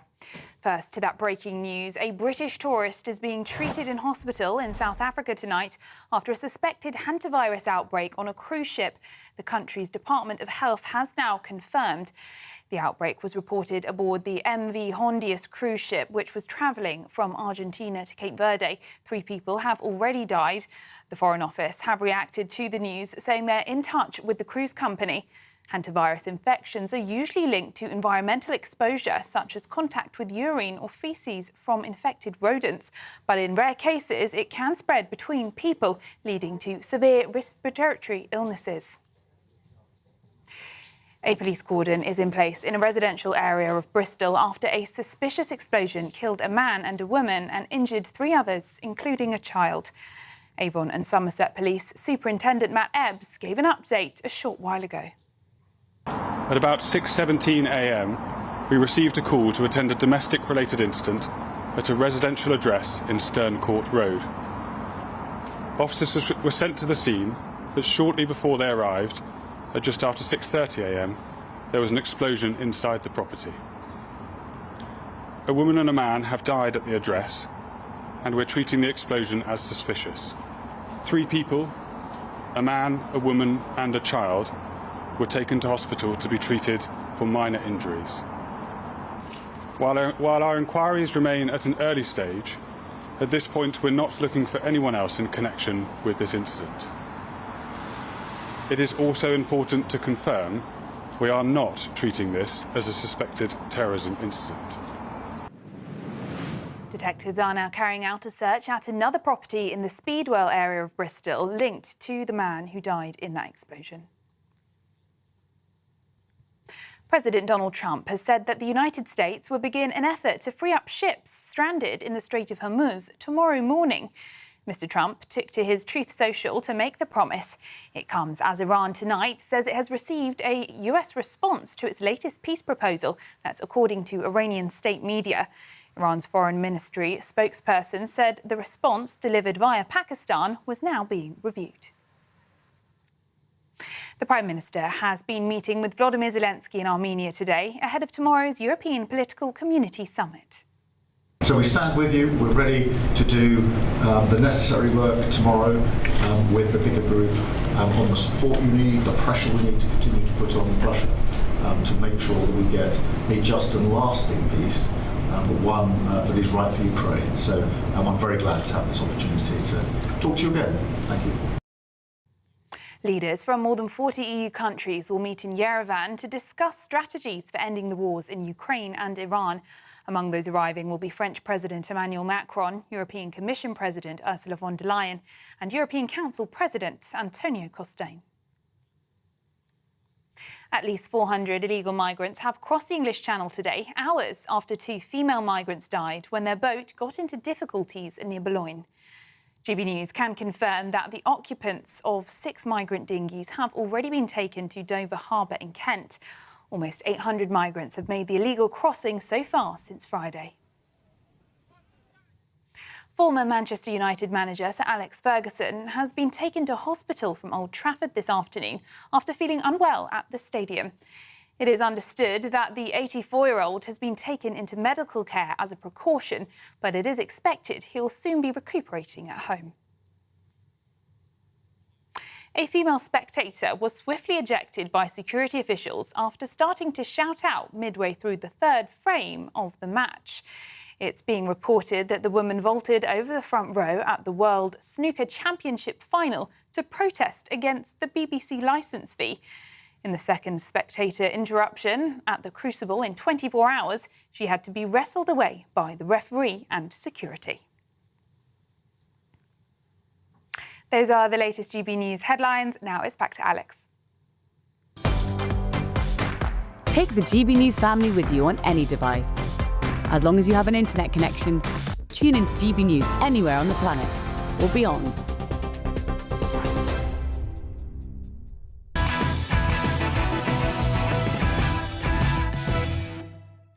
Ed Miliband is covering up the truth about your skyrocketing electricity bills. The Secretary of State for Energy and Net Zero stands accused today in a Telegraph report of burying an official document. A document that would prove his own decision is going to cost you money, and he won't let you see it. Here's what's going on. Last year, Miliband had a choice: reform the way we price electricity in this country or leave the broken system in place. The reform is called zonal pricing. Sounds technical, but it's quite simple. It means the price of power reflects where it's generated. If the wind's blowing hard up in Scotland and there's loads of cheap electricity going spare, people up there will pay less. It punishes waste and it rewards efficiency. Importantly, it cuts the cost of building the grid, a grid that, by the way, is already swallowing nearly a third of your bill. Civil servants told him to do it. Octopus Energy backed the proposals. Campaigners at a group called Britain Remade backed it. Independent analysts say the reform would save this country, get this, more than £3.5 billion a year. So why did Miliband kill it? Well, the Telegraph's report suggests it was killed because the wind farm lobby threw a fit about it. They warned him their profits would take a hit. And Miliband, terrified, of course, of missing his clean power target for 2030, folded into the pressure, putting his green lobby ahead of consumers. He sided with the wind developers against you. Ed Miliband promised a full cost-benefit analysis by Christmas. It's now May, and the Telegraph filed a Freedom of Information request, and the department took 5 months to reply. Then they claimed the document was never finished, and releasing it would, again, cause confusion and disrupt the markets. No evidence that it would happen, by the way. Last year alone, Britain wasted £1.5 billion, a record, paying wind farms to switch off the grid because it couldn't cope with the electricity they were producing. £1.5 billion added to electricity bills, all to pay these greedy wind farm companies not to generate power. What's the point of you then? Then, this system Miliband has chosen to defend, and he's about to triple offshore wind capacity by 2030, piling even more pressure onto a grid that's already buckling. Ed, if you've got nothing to hide, mate, why don't you just release the report? Well, I'm joined in the studio by the Director of Climate Media Coalition, Donica McCarthy, plus my panel, author and academic Dr. Lisa McKenzie, former Met Police Detective Peter Blexley, and businessman and activist Adam Brooks. Donica, thanks for joining the panel tonight. This report here is quite damning. If Ed Miliband's got nothing to hide, why not publish it? Is he scared of the Green lobby? I think it should be published, but I think the whole rest of the story in the Telegraph is a load of rubbish. The real story here is Ed Miliband is cutting already bills. He has cut the eco-social levy, he has cut the legacy green levy, he's promised to cut the coal levy, and he's cutting all of those levies that were left by the Tories in place. The real story that the Telegraph didn't tell is that, do you know the National Grid is privatised? Do you know it is owned by the Dubai billionaires and American billionaires? And they make £5 billion profit a year, which would more than build the grid we needed, and they failed over the last 10 years to build the grid we need. And that's why our consumers are spending £1.5 billion to compensate for this privatised rip-off that has screwed our consumers. Just to challenge you on your claim that Ed Miliband's cutting bills, I think if you spoke to any single person in Britain, I don't think a single one of them would tell you their bills have gone down. They've gone up. That's They've gone up. True. Come on, Alex. Let's deal with facts. The current cap. Hang on. Let me just finish. I'll let you come back in. Let me just finish. Hang on. Let me finish. I'll let you come back in. I just wanted to clarify what I was talking about, because when Ed Miliband and this government was standing to run in the general election, they promised us £300 off energy bills. I think on average, energy bills have gone up about £500 per household, probably even more than that. OK, so what's happened? He promised he would reduce costs. He has. What he couldn't do and promise was he couldn't promise that fossil fuel prices wouldn't soar because of the Israeli-American invasion of Iran. And that gas prices are already up 45%. The facts about bills right now in this current 3 months is that they're down £117. The cap is down £117 because he cut 2 of the Tory levies. But one of them goes back onto general taxation, though. So it's a stealth removing of the green levy. Yes, but we're actually talking about consumers. So consumers are still paying for it, just in different taxes. Absolutely, and what we should. So it's not going down. It's going down. It's going down by stealth, isn't it? But well, you're paying for it elsewhere. The Tories can either but actually, if you talk about the energy, the legacy was from 2015. The contracts before 2017 had a subsidy. No solar or wind since 2017 have had subsidies. And so that is what Ed Miliband took off the homework, was the Tory contracts from pre-2017. Post-2017, renewables are cheaper. And that's why I think Claire Coutinho is extraordinary. Nuclear, she wants the 2 most expensive energies to be promoted, nuclear and gas. And she doesn't want to promote the cheapest, which is batteries, solar and wind. But wind, we're paying £1 billion a year to turn wind farms on. Absolutely, and do you know why? Because the Tory privatised National Grid, which is a disgrace. It's a scandal that the Telegraph never talks about.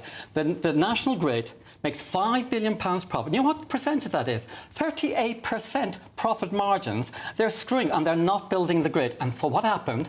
They pocketed the money, didn't build the grid, and now we are paying for the cost of dumping that excess green electricity. All right, look, I have just checked. Average bills are up going to increase this year by £332. Yes, going to increase. That's going to be on average household £1,973 from July. Because of the fossil fuel prices. Well, they was already up. Just quickly, July to September 2024, the price cap was £1,568. Now, April to June 2026 price cap is £1,641. That's higher. That's before all this was factored in. Do you accept that Ed Miliband cannot take account of Ukrainian and Iranian wars? Which hold on, the Iranian war isn't priced into that April-June price cap. OK, so that's nonsense. The bills have gone up, so they lied. No. But he didn't specify markets. He specified that our bills would go down. If you want to say that it's his fault because Israel... No, I'd like him not to lie. I'd like our politicians to stop lying to us. He said gaslighting to us. He said he'd bring down our bills, not costs. He said he'd bring down our bills. They're higher than they were 3 years ago. So that was a lie, yes or no? No, it wasn't a lie. He said he'd bring down costs. He brought down the costs. Look... You cannot defend this. Pardon? You cannot defend this. I can't defend the Iranian and the Russian war. I've just told you that April to June price cap does not include the Iranian price hike. So, hold on, already it's £70-odd higher than it was 3 years ago. To be fair to Adam's point, Donica, Ukraine was already at a war when Ed Miliband got into power. But I'd like to bring Peter in. Peter. A couple of points, if I may. Israel and America have not invaded Iran, which you said. But you said they'd invaded. They've not invaded. Well, they've bombed them. Words are important. Battery power, very important. Firefighters will tell you how problematic battery power is, both in vehicles, in bikes, and the such like.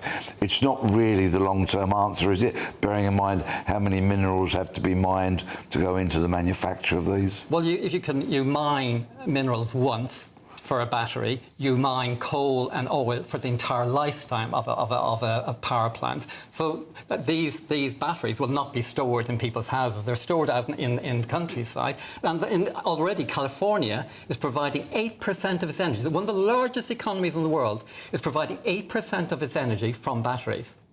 Lisa? I'm going to defend you a little bit here, because you are right about the grid, and you are right that we are a country that has almost sold off everything. We have got no control over any of our resources now, and I think that's really important. Tonight we've talked a lot about security. Yes. And actually a country that has no security is a country that owns none of its resources. And we own nothing, not the grid, not the water, I agree not with the that steel. too, by the way.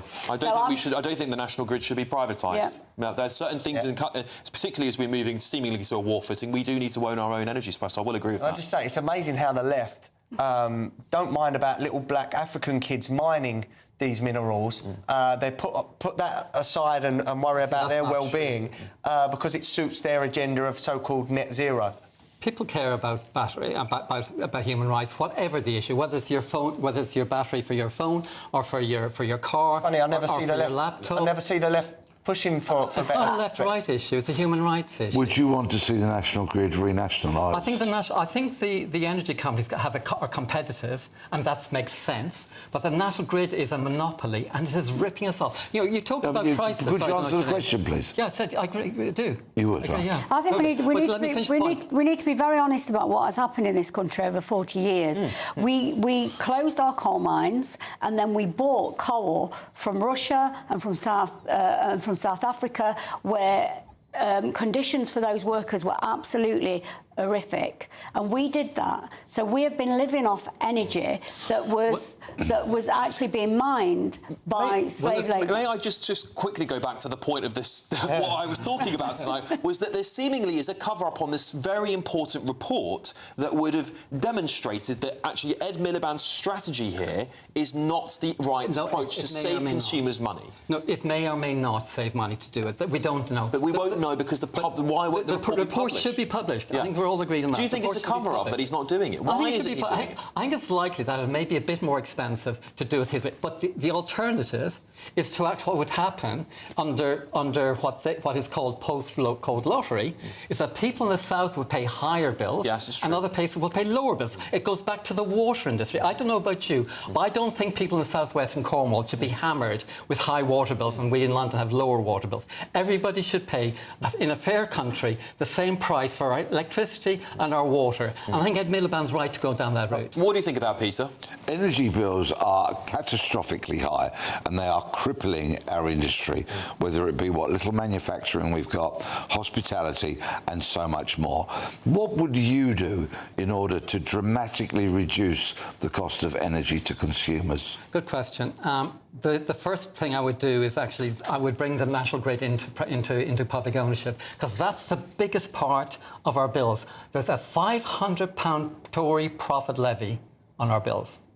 The next thing is actually bringing the government is doing it. They're building 2 cables to bring the cheap electricity from Scotland down to the south. That will help us eliminate the £100 constraint payments. And the other thing I would do is roll out grants for people on low incomes to have insulation and solar panels. Yeah, the cabling issue is coming up and get a lot of resistance. No, the 80% of the cables online are, you're right, but 80% of the cables are going to be sea cables coming down the west coast and the east coast. That's where 80% of electricity is going to be brought down from Scotland. What these people who are opposed to Ed Miliband's decision doing is get rid of those cables, and they want all of the renewable energy to be built in the southeast of England. Where are we going to put it? And also, I would say, I think you might agree, the jobs that the renewable energy industry is bringing to Scotland and the north and to Wales is brilliant. Why would we destroy those jobs and put it into the overheated southeast? Look, we've got to leave it there, guys. Thank you, Donica. Thank you for coming into the panel tonight. It's a busy panel. Thank you all at home for listening in as well.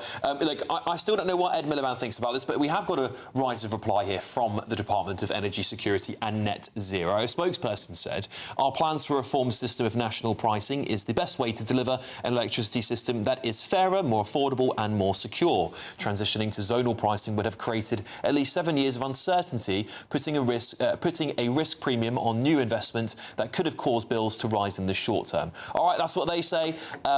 If you want a little bit of break from all of this madness, you can enter the Great British Giveaway now. It is £76,543.21 in tax-free cash. That is an amazing summer for whoever wins it. Here's all the details.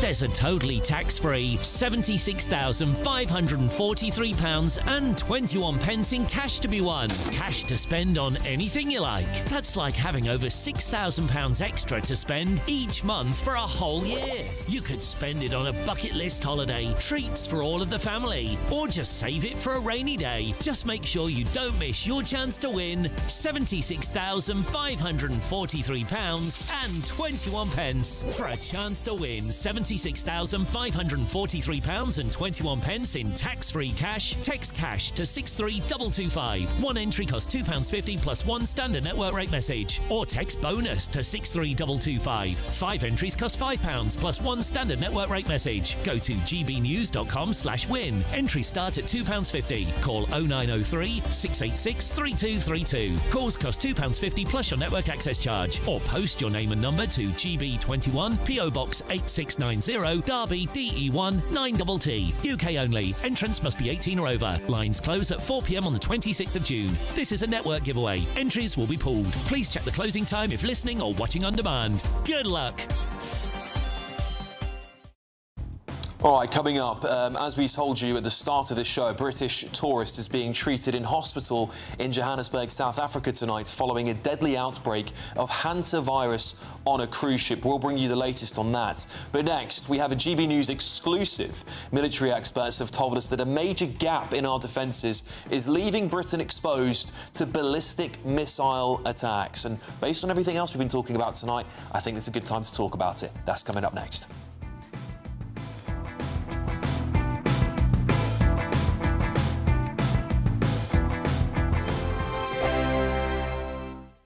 From court mornings to warm family brunches, from football to tennis in the car, in the kitchen. GB News Breakfast is there with the stories you need and the conversations that matter. Anyway, let's talk business. Well, it has been a historic night in British politics. It's astonishing, isn't it? We're here again to start your day just right. GB News Breakfast. Every morning from 6 a.m. Only on GB News. Britain's news channel.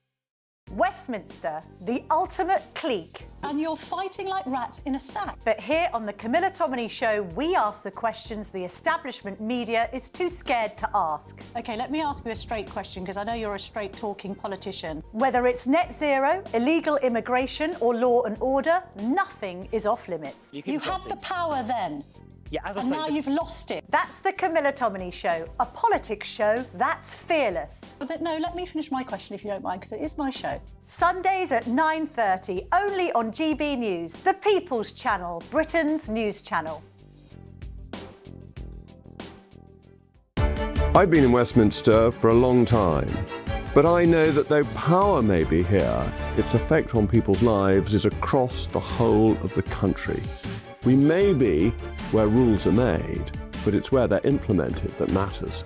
Join me, Jacob Rees-Mogg, for forthright and frank discussion on where Britain has come from, where it's going, and where it will end up. That's State of the Nation, Monday to Thursday, 8 to 9 o'clock. Vox Populi, Vox Dei. As soon as it hits 11 and the headlines come in, the Late Edition brings you the breaking news from all the front pages. Because the news is going to happen. So get a head start today. Patrick Christie's tonight, Late Edition. Alex Armstrong tonight, Late Edition. From 11 o'clock every night. Only on GB News, the People's Channel, Britain's news channel. Westminster's full of talk, but out here, it's the real world. Am I allowed to talk now? No, that's it. This is where it matters, real people and real lives. That's what politics is all about. In fact, has Trump made a good start? No. Straight answers, no spin, and just a couple of pints. How many fingers have I ever got up? About 10. So join me for Lee Anderson's Real World every Friday at 7 p.m. only on GB News. The People's Channel, Britain's news channel. Bold. They are under no illusion. Ray. Are you a human trafficker? Boundless. I've had enough of the nonsense, and I'm not afraid to say it. Don't get this on the BBC. Every weeknight, I tear through the headlines. The smell of gasoline. Should we be worried about it? From Westminster madness to cultural war chaos. What I'm going to do now is they are throwing things out the car as we speak. Get ready, Britain. Here we go. Patrick Christie's tonight, weeknights from 9 p.m. only on GB News, Britain's news channel.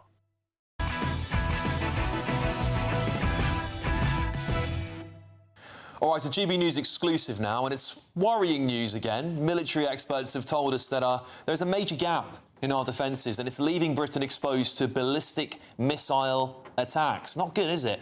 Sources say the UK is entirely reliant on its allies in North America and Europe to help deter the terrifying rockets, and our lack of anti-ballistic missile defence systems represents a critical blind spot. It comes a month after Iran fired 2 missiles at the Chagos Islands. Well, despite assurances from ministers there was no intent on part of Iran to target the UK, Tehran's ambassador to London has since refused to rule out further attacks on British assets. So, as things stand, Britain would find itself helpless against a ballistic missile attack from Iran or any other hostile power. It's worrying, isn't it? Well, joining me now is James Gator, former Royal Navy officer and defence expert. James, pleasure to see you, and thanks for coming on the show this evening. This is quite worrying for many people at home, particularly as warfare, as we've seen in the case of Iran, is fought with missiles now.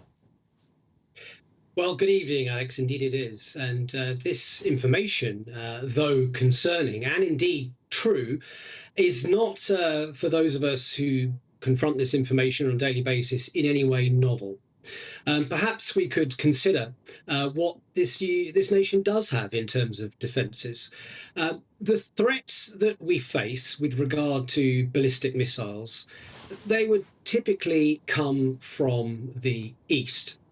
And to that end, these missiles would be flying over significantly contested airspace so far as our adversary is concerned. And it is indeed these assets that we would rely on to intercept any ballistic missiles themselves, but not to detect them. RAF Bidingdales in Yorkshire is part of a global network and indeed is a cutting-edge piece of, or several pieces of equipment that would allow us early warning. And of course, that's been operating since the Cold War. Yeah, James, I guess the question I have is, given the nature of how far these missiles can travel, of course, we discussed these missiles potentially going to the Chagos Islands. Of course, there's discussion as to whether or not that's actually true, whether they did aim for the Chagos Islands. But there are many people saying they could reach London, but it doesn't stop potentially a ship, let's say, I don't know, Chinese ship, wading into our waters, or a Russian ship, and then using missiles closer to home for British people. And we are staring down the barrel of a continued war in Europe. Is there not cause for concern, or perhaps we, I don't know, need to look at the way that our military operates now, and we have to prepare ourselves for future warfare? Well, let's tackle those questions in turn. First things first, the most likely missiles that were used in the case of Diego Garcia, which is around 3,800 kilometres from a likely location in Iran from which they might be launched, would be the Khorramshahr missile. Now, that normally carries a warhead of just over a ton and has a declared range of 2,000 kilometres, which clearly wouldn't make it.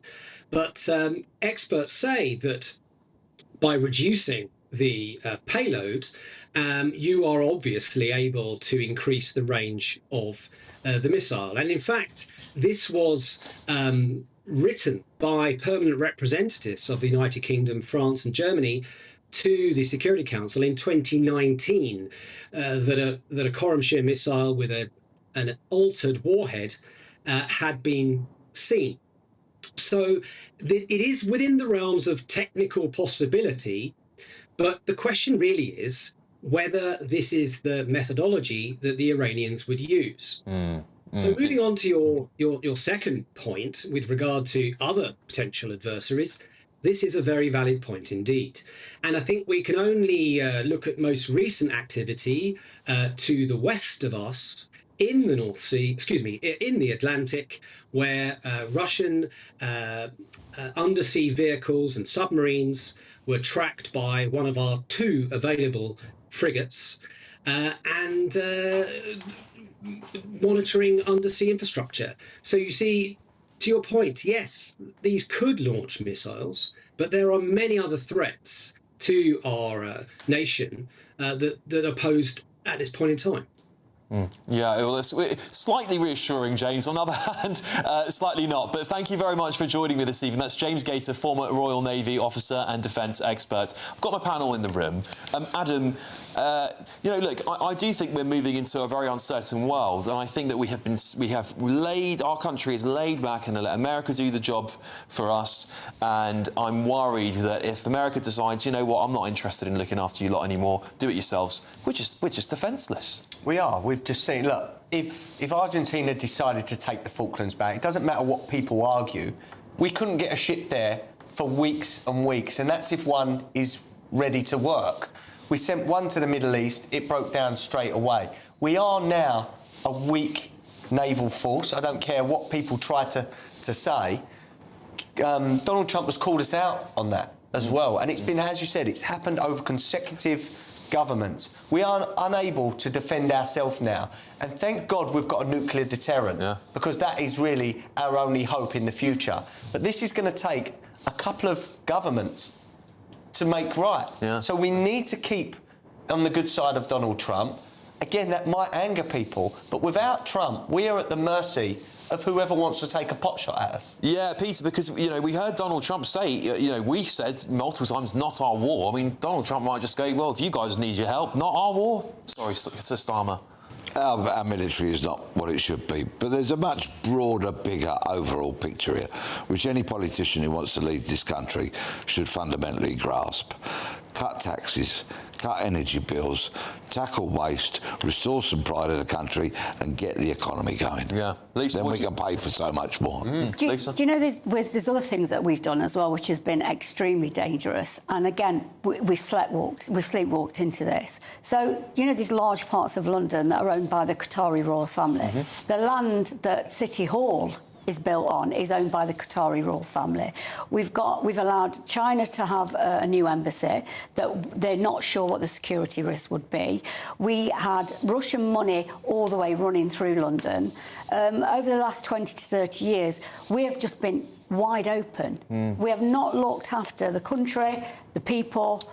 We sold it off. Security. We sold it all off, didn't we? Yeah. Let's be honest, our politicians sold it off. Yeah, our politicians. We never voted for any of this over the last few decades. Our politicians have lied to us and sold us out for their own gain. Yeah, all right, look, we'll have to leave it there. Our Ministry of Defence spokesman said this: we have the resources we need to keep the United Kingdom safe from attacks, whether it's on our soil or from abroad.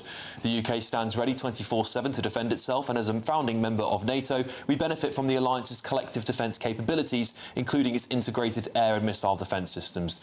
The UK operates a layered approach to air and missile defence provided by the Royal Navy, British Army and Royal Air Force assets equipped with a range of advanced capabilities, working in tandem with our NATO allies. This government has made air and missile defence a priority after years of underfunding. All right, next. Tomorrow's front pages have dropped. The Telegraph leads with this: welfare pays more than work for 600,000 households. That's coming up.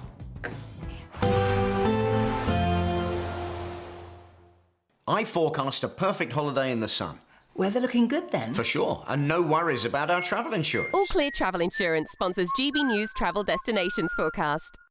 Hello there. A very unsettled spell across southern parts of Europe with some heavy showers and also some thunderstorms. These could be quite intense at times with some frequent lightning and some squally winds, particularly across northern parts of Spain, southern parts of France, also parts of Italy could see some heavy and intense thunderstorms. But elsewhere across Italy, Sicily and also parts of Greece, it should be mostly dry, plenty of sunshine. Still seeing some showers into next week, but feeling warm in the sunshine, temperatures in the low 20s. All Clear Travel Insurance sponsors GB News Travel Destinations forecast. Hello there, welcome to your latest GB News weather forecast from the Met Office. And over the next 24 hours or so, it remains fairly cloudy. There'll be some sunny spells through Bank Holiday Monday, but the risk of some heavy showers again. Low pressure still in charge at the moment, but it is starting to move away. And then later on in the week, we'll see a colder northerly airflow developing for a time. A rather cloudy end to Sunday, outbreaks of showery rain across the UK. Some hill fog developing as we head overnight, turning quite quite murky in places. There'll be some clear spells, most prevalent across parts of Scotland, and here temperatures could fall close to freezing in the countryside, but under the cloud most places staying above freezing, and a fairly cloudy start to Bank Holiday Monday. Some glimmers of sunshine, particularly across the north and the far south of the UK. So starting with northern Scotland, some showery outbreaks of rain pushing across the far north, Orkney and Shetland, seeing some longer spells of rain, but plenty of sunny spells across Scotland, a few light showers. A bit of a cloudier start for Northern Ireland, southern Scotland, northern England, but some bright skies at times, and then fairly grey start for much of England and Wales. Some outbreaks of light rain and drizzle, but some glimmers of sunshine from the word go across southern counties of England. And then through the day, the clouds should lift and break across England and Wales to allow some brighter skies at times, but in any sunshine that develops, we could see some heavy showers, South Wales, southern England once more, but they will be hit and miss. The odd rumble of thunder is possible. Temperatures here 18, 19 degrees. Elsewhere, a cooler feel, particularly across northern Scotland, 9 or 10 degrees as a maximum temperature. That colder air starts to filter further south through Tuesday, some wintry showers across the mountains of Scotland, but elsewhere seeing some bright or sunny spells, a scattering of showers in places too. And in the sunnier breaks, temperatures are lifting again towards the mid to high teens in the south. Then that colder air filters south for all of us through the middle of the week, temperatures below average.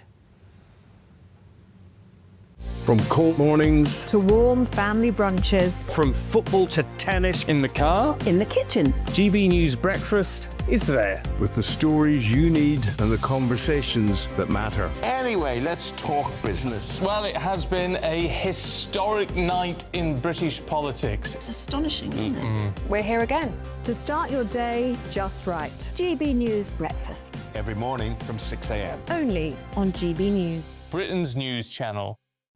You want to know what's really going on in the corridors of power? Labour don't know what to do with you half the time, and that makes you quite lethal in the chamber. Get behind the headlines with Chopper's Political Podcast. Join me, Christopher Hope, as I sit down with the great and the good of British politics. We'll see where this ruling takes us. These are the stories shaping our nation. Chopper's Political Podcast, available now on all platforms. Listen in and stay ahead.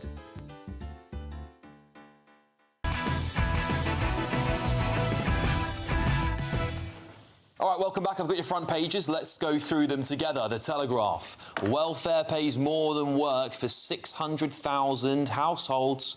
Not surprising news for many people. The Times, Britain told to pay £1 billion a year to the EU after reset. The I paper, state pension triple lock under threat if UK goes to war with Putin. The Guardian, alarm over toothless oversight of AI facial recognition systems.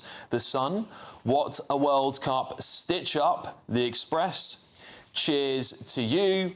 And The Independent, sent back to prison for petty theft more than 20 years later. And the front page of the Daily Mail, Labour's plan to double parking fine fees. The Mirror, reform in new race row. And leading the gbnews.com website tonight, more than 400 small boat migrants crossed the English Channel today, just hours after 2 died.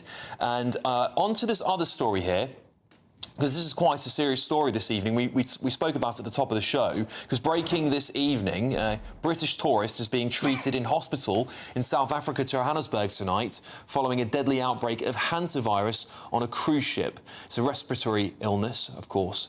The outbreak was reported aboard the MV Hondius cruise ship, which was travelling from Argentina to Cape Verde.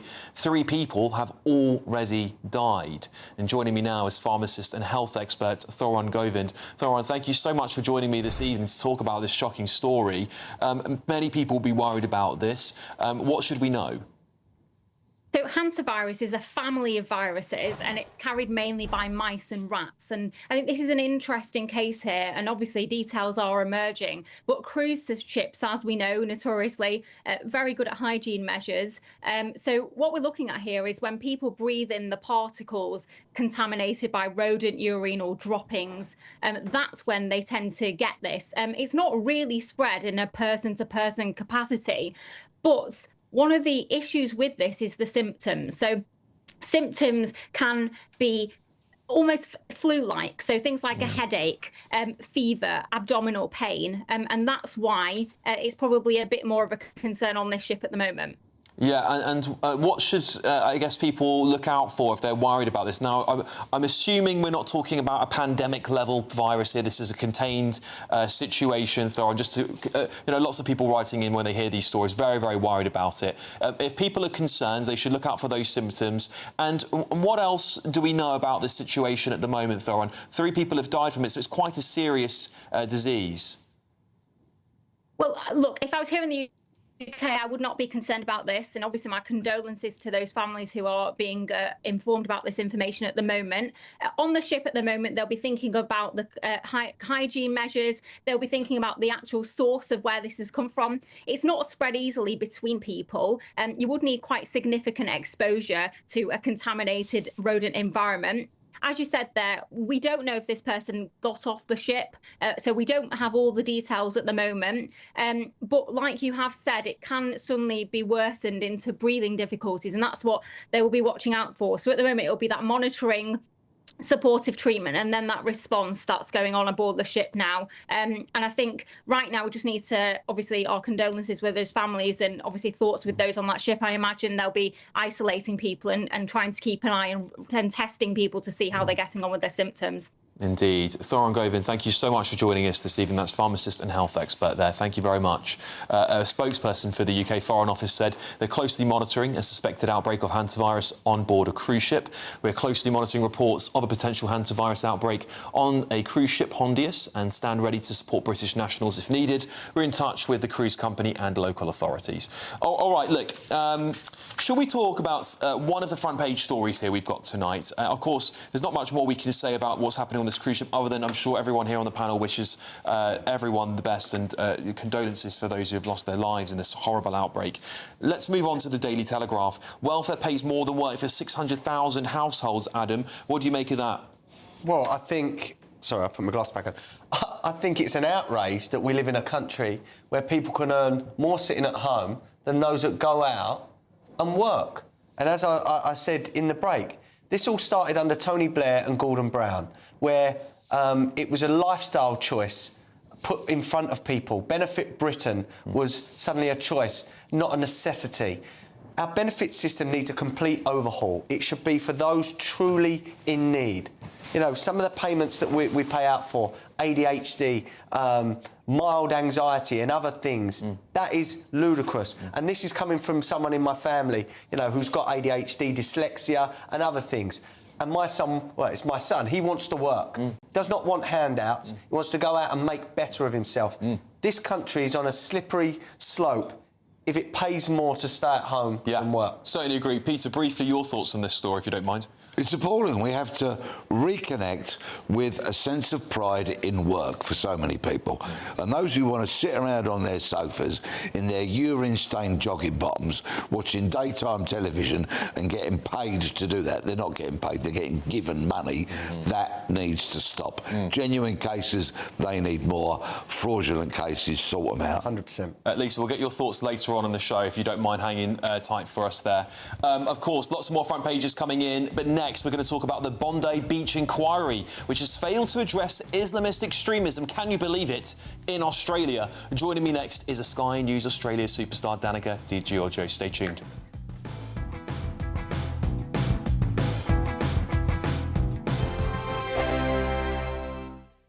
As soon as it hits 11 and the headlines come in, The Late Edition brings you the breaking news from all the front pages. because the news is going to happen. So get a head start today. Patrick Christie's tonight, Late Edition. Alex Armstrong tonight, Late Edition. From 11 o'clock every night. Only on GB News, the People's Channel, Britain's news channel.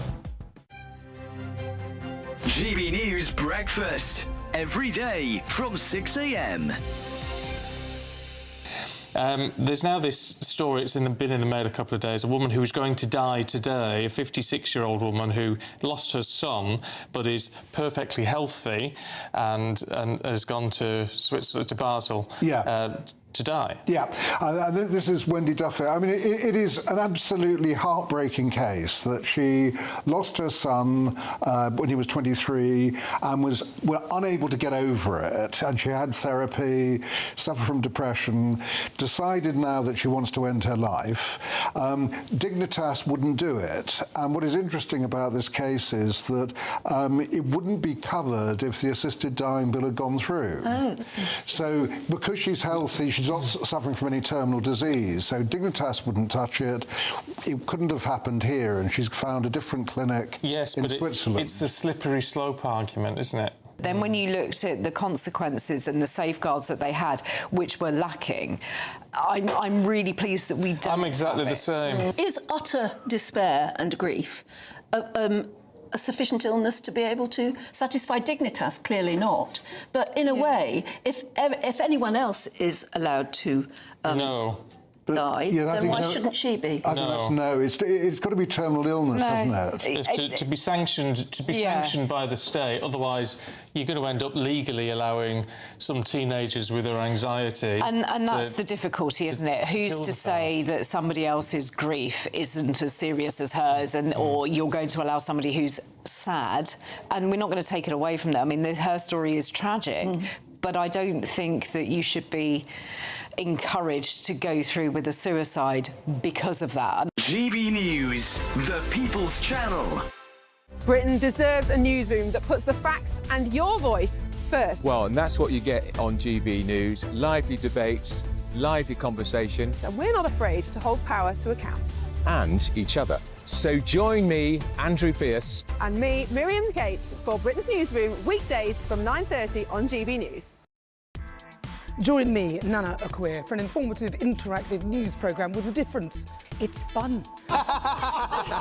No, he didn't say that, Dame. I'm so surprised. I think there's an element of truth to that. Join me from 3 p.m. every weekend, only on GB News, Britain's news channel.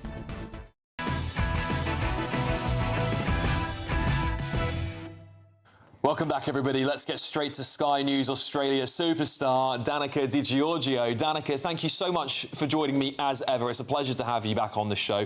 I want you to tell me about this Bondi beach inquiry, because it is utterly insane to me that they are failing to address Islamist extremism. Tell us more, Danica. Yeah, so this is the interim report the Royal Commission has handed down in the last couple of days into the Bondi massacre, of course, where 15 people were allegedly murdered. And it is quite astonishing, Alex, as you mentioned, that it failed to address the key issue of radical Islam. Now, it is impossible to go and talk about Bondi but not address this key issue, given Sajid and Naveed Akram, the father and son duo, were allegedly inspired by ISIS and had travelled to the southern Philippines, a known terror hotspot, prior to. But it's not just that. I mean, the warning signs have been there from the very beginning. After the October 7 massacre in 2023, we had hate preachers here in Sydney shouting that they were elated, that this was a day of courage. We have seen flags of terror groups like Hamas brazenly wave through the streets. The now dead Iranian Ayatollah, a portrait of him was carried over the Sydney Harbour Bridge on one of our national icons. We've had synagogues firebombed. I mean, and I know that you know all about this because it's happening in the UK as well with the anti-Semitism crisis. But how can you not talk about radical Islam? In fact, Islamophobia was mentioned more times than radical Islam. Bizarrely, but as probably comes as no surprise, Alex, the Prime Minister held a press conference saying that he would adopt the 14 recommendations, but then took credit, saying that this was vindication, basically, for his government's work on anti-Semitism. Well, I'm not sure what planet he lives on, given that Jews fear for their lives every single day in this country. Now, as I said, this was only the interim report, but it also focused on guns. Guns are not the issue. The Prime Minister can't bring himself to say radical Islam. He can't bring himself to call on Muslim leaders to call out radical Islam. So at this point, it doesn't really leave you with much hope. That said, the public hearings are yet to have taken place. We shall see, Alex. Yeah, this is the same Prime Minister, I remember, Australian Prime Minister, that got chased out of a mosque not that long ago, Danica. It's just absolutely astounding to me. Why do you think it is that they're failing to address this? Is it that the government are worried about voters? Is that what it is? Absolutely. This is the common denominator. It's been the common denominator since October 7. They are more preoccupied with the Muslim vote than they are our values. They're more about votes than values. We saw it with Anthony Albanese when he went over to the UN and recognised a Palestinian state. He has been weak to call out anti-Semitism from the very beginning. 2 days after October 7, we saw disgusting scenes on the Sydney Opera House where people set alight the Israeli flag, and they were also chanting, "Where are the Jews?" But many on the ground had heard "gas the Jews," though that was later dismissed by New South Wales Police. There was nothing from Anthony Albanese. He keeps saying we're a tolerant nation. Our tolerance has worn thin. He has absolutely failed in his duty from day one to stamp out and call out anti-Semitism, and no wonder we're here today. Yeah, indeed, Danica. Very briefly, if you don't mind, you've also got a jihadi bride problem, a bit similar to our Shamima Begum problem here in the UK. Yeah, here come the brides, Alex. The jihadi romance didn't quite work out. So here they are on their way. There's 13 women and children. The problem is that they have actually obtained a passport. So Labor keeps saying, no, well, we're not involved in this repatriation process. Well, hang on a second. They have the power under the Passport Act to revoke or cancel a passport. They're yet to do that. Labor's yet to say whether or not they would fully charge and arrest these women upon arrival. They keep saying, well, they'll face the full force of the law. What exactly does that mean? In the end, these women betrayed our values when they left this country to go over to Syria. You mentioned Shamima Begum. Well, they're coming from the Al Roj camp in Syria, the same place where Shamima Begum is being held. So it gives you an example of the calibre of individual that they're bringing over. The other issue is people say, oh, well, we feel bad for the children. I'm sorry, Alex, but we don't know what these children have been exposed to, what horrors that they have seen. And we cannot risk another generation of radicalised individuals here in this country when we've got enough issues when it comes to our social fabric. Indeed, Danica. Every time I speak to you, all I can think of is that we have exactly the same problems. And what on earth is going on in the West that we're all facing the same issues despite being on opposite sides of the planet? Danica, thank you so much for joining me as ever. A pleasure to see you. Look after yourself. We'll catch you again next weekend, hopefully. I'll bring it back here to my panel. Peter, very briefly, if you don't mind, what do you make of all these stories, especially that inquiry failing to mention radical Islam? Subconsciously, all this nonsense has entered Danica's head.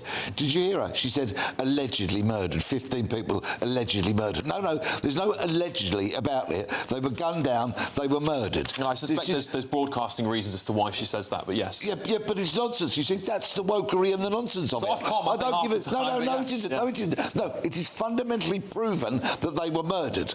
They were shot dead. Yeah, they were murdered. There's no allegedly about it. Ofcom, are you listening? No, they were murdered. This is the wokeism polluting the brains of even top broadcasters like Danica. Got 10 seconds, Adam. What do you think? Look, if it wasn't for all this wokery, we would have known about the Rotherham cases many years ago. They would have been stopped. Our authorities and our media need to stop pandering to this nonsense and things might get done. 3 seconds. The academics did this with the grooming gangs. They blamed Islamophobia for it. They did the same thing. All right, look, I'll be back tomorrow morning on Breakfast with Ellie. Up next, it's Will Kingston. Come and join me tomorrow morning at 6 a.m. if you fancy it. See you soon.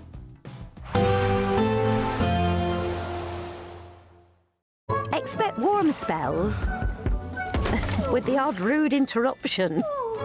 Box Boilers sponsors the weather on GB News. Hello there, welcome to your latest GB News weather forecast from the Met Office. And over the next 24 hours or so, it remains fairly cloudy. There'll be some sunny spells through Bank Holiday Monday, but the risk of some heavy showers again. Low pressure still in charge at the moment, but it is starting to move away. And then later on in the week, we'll see a colder northerly airflow developing for a time. A rather cloudy end to Sunday, outbreaks of showery rain across the UK.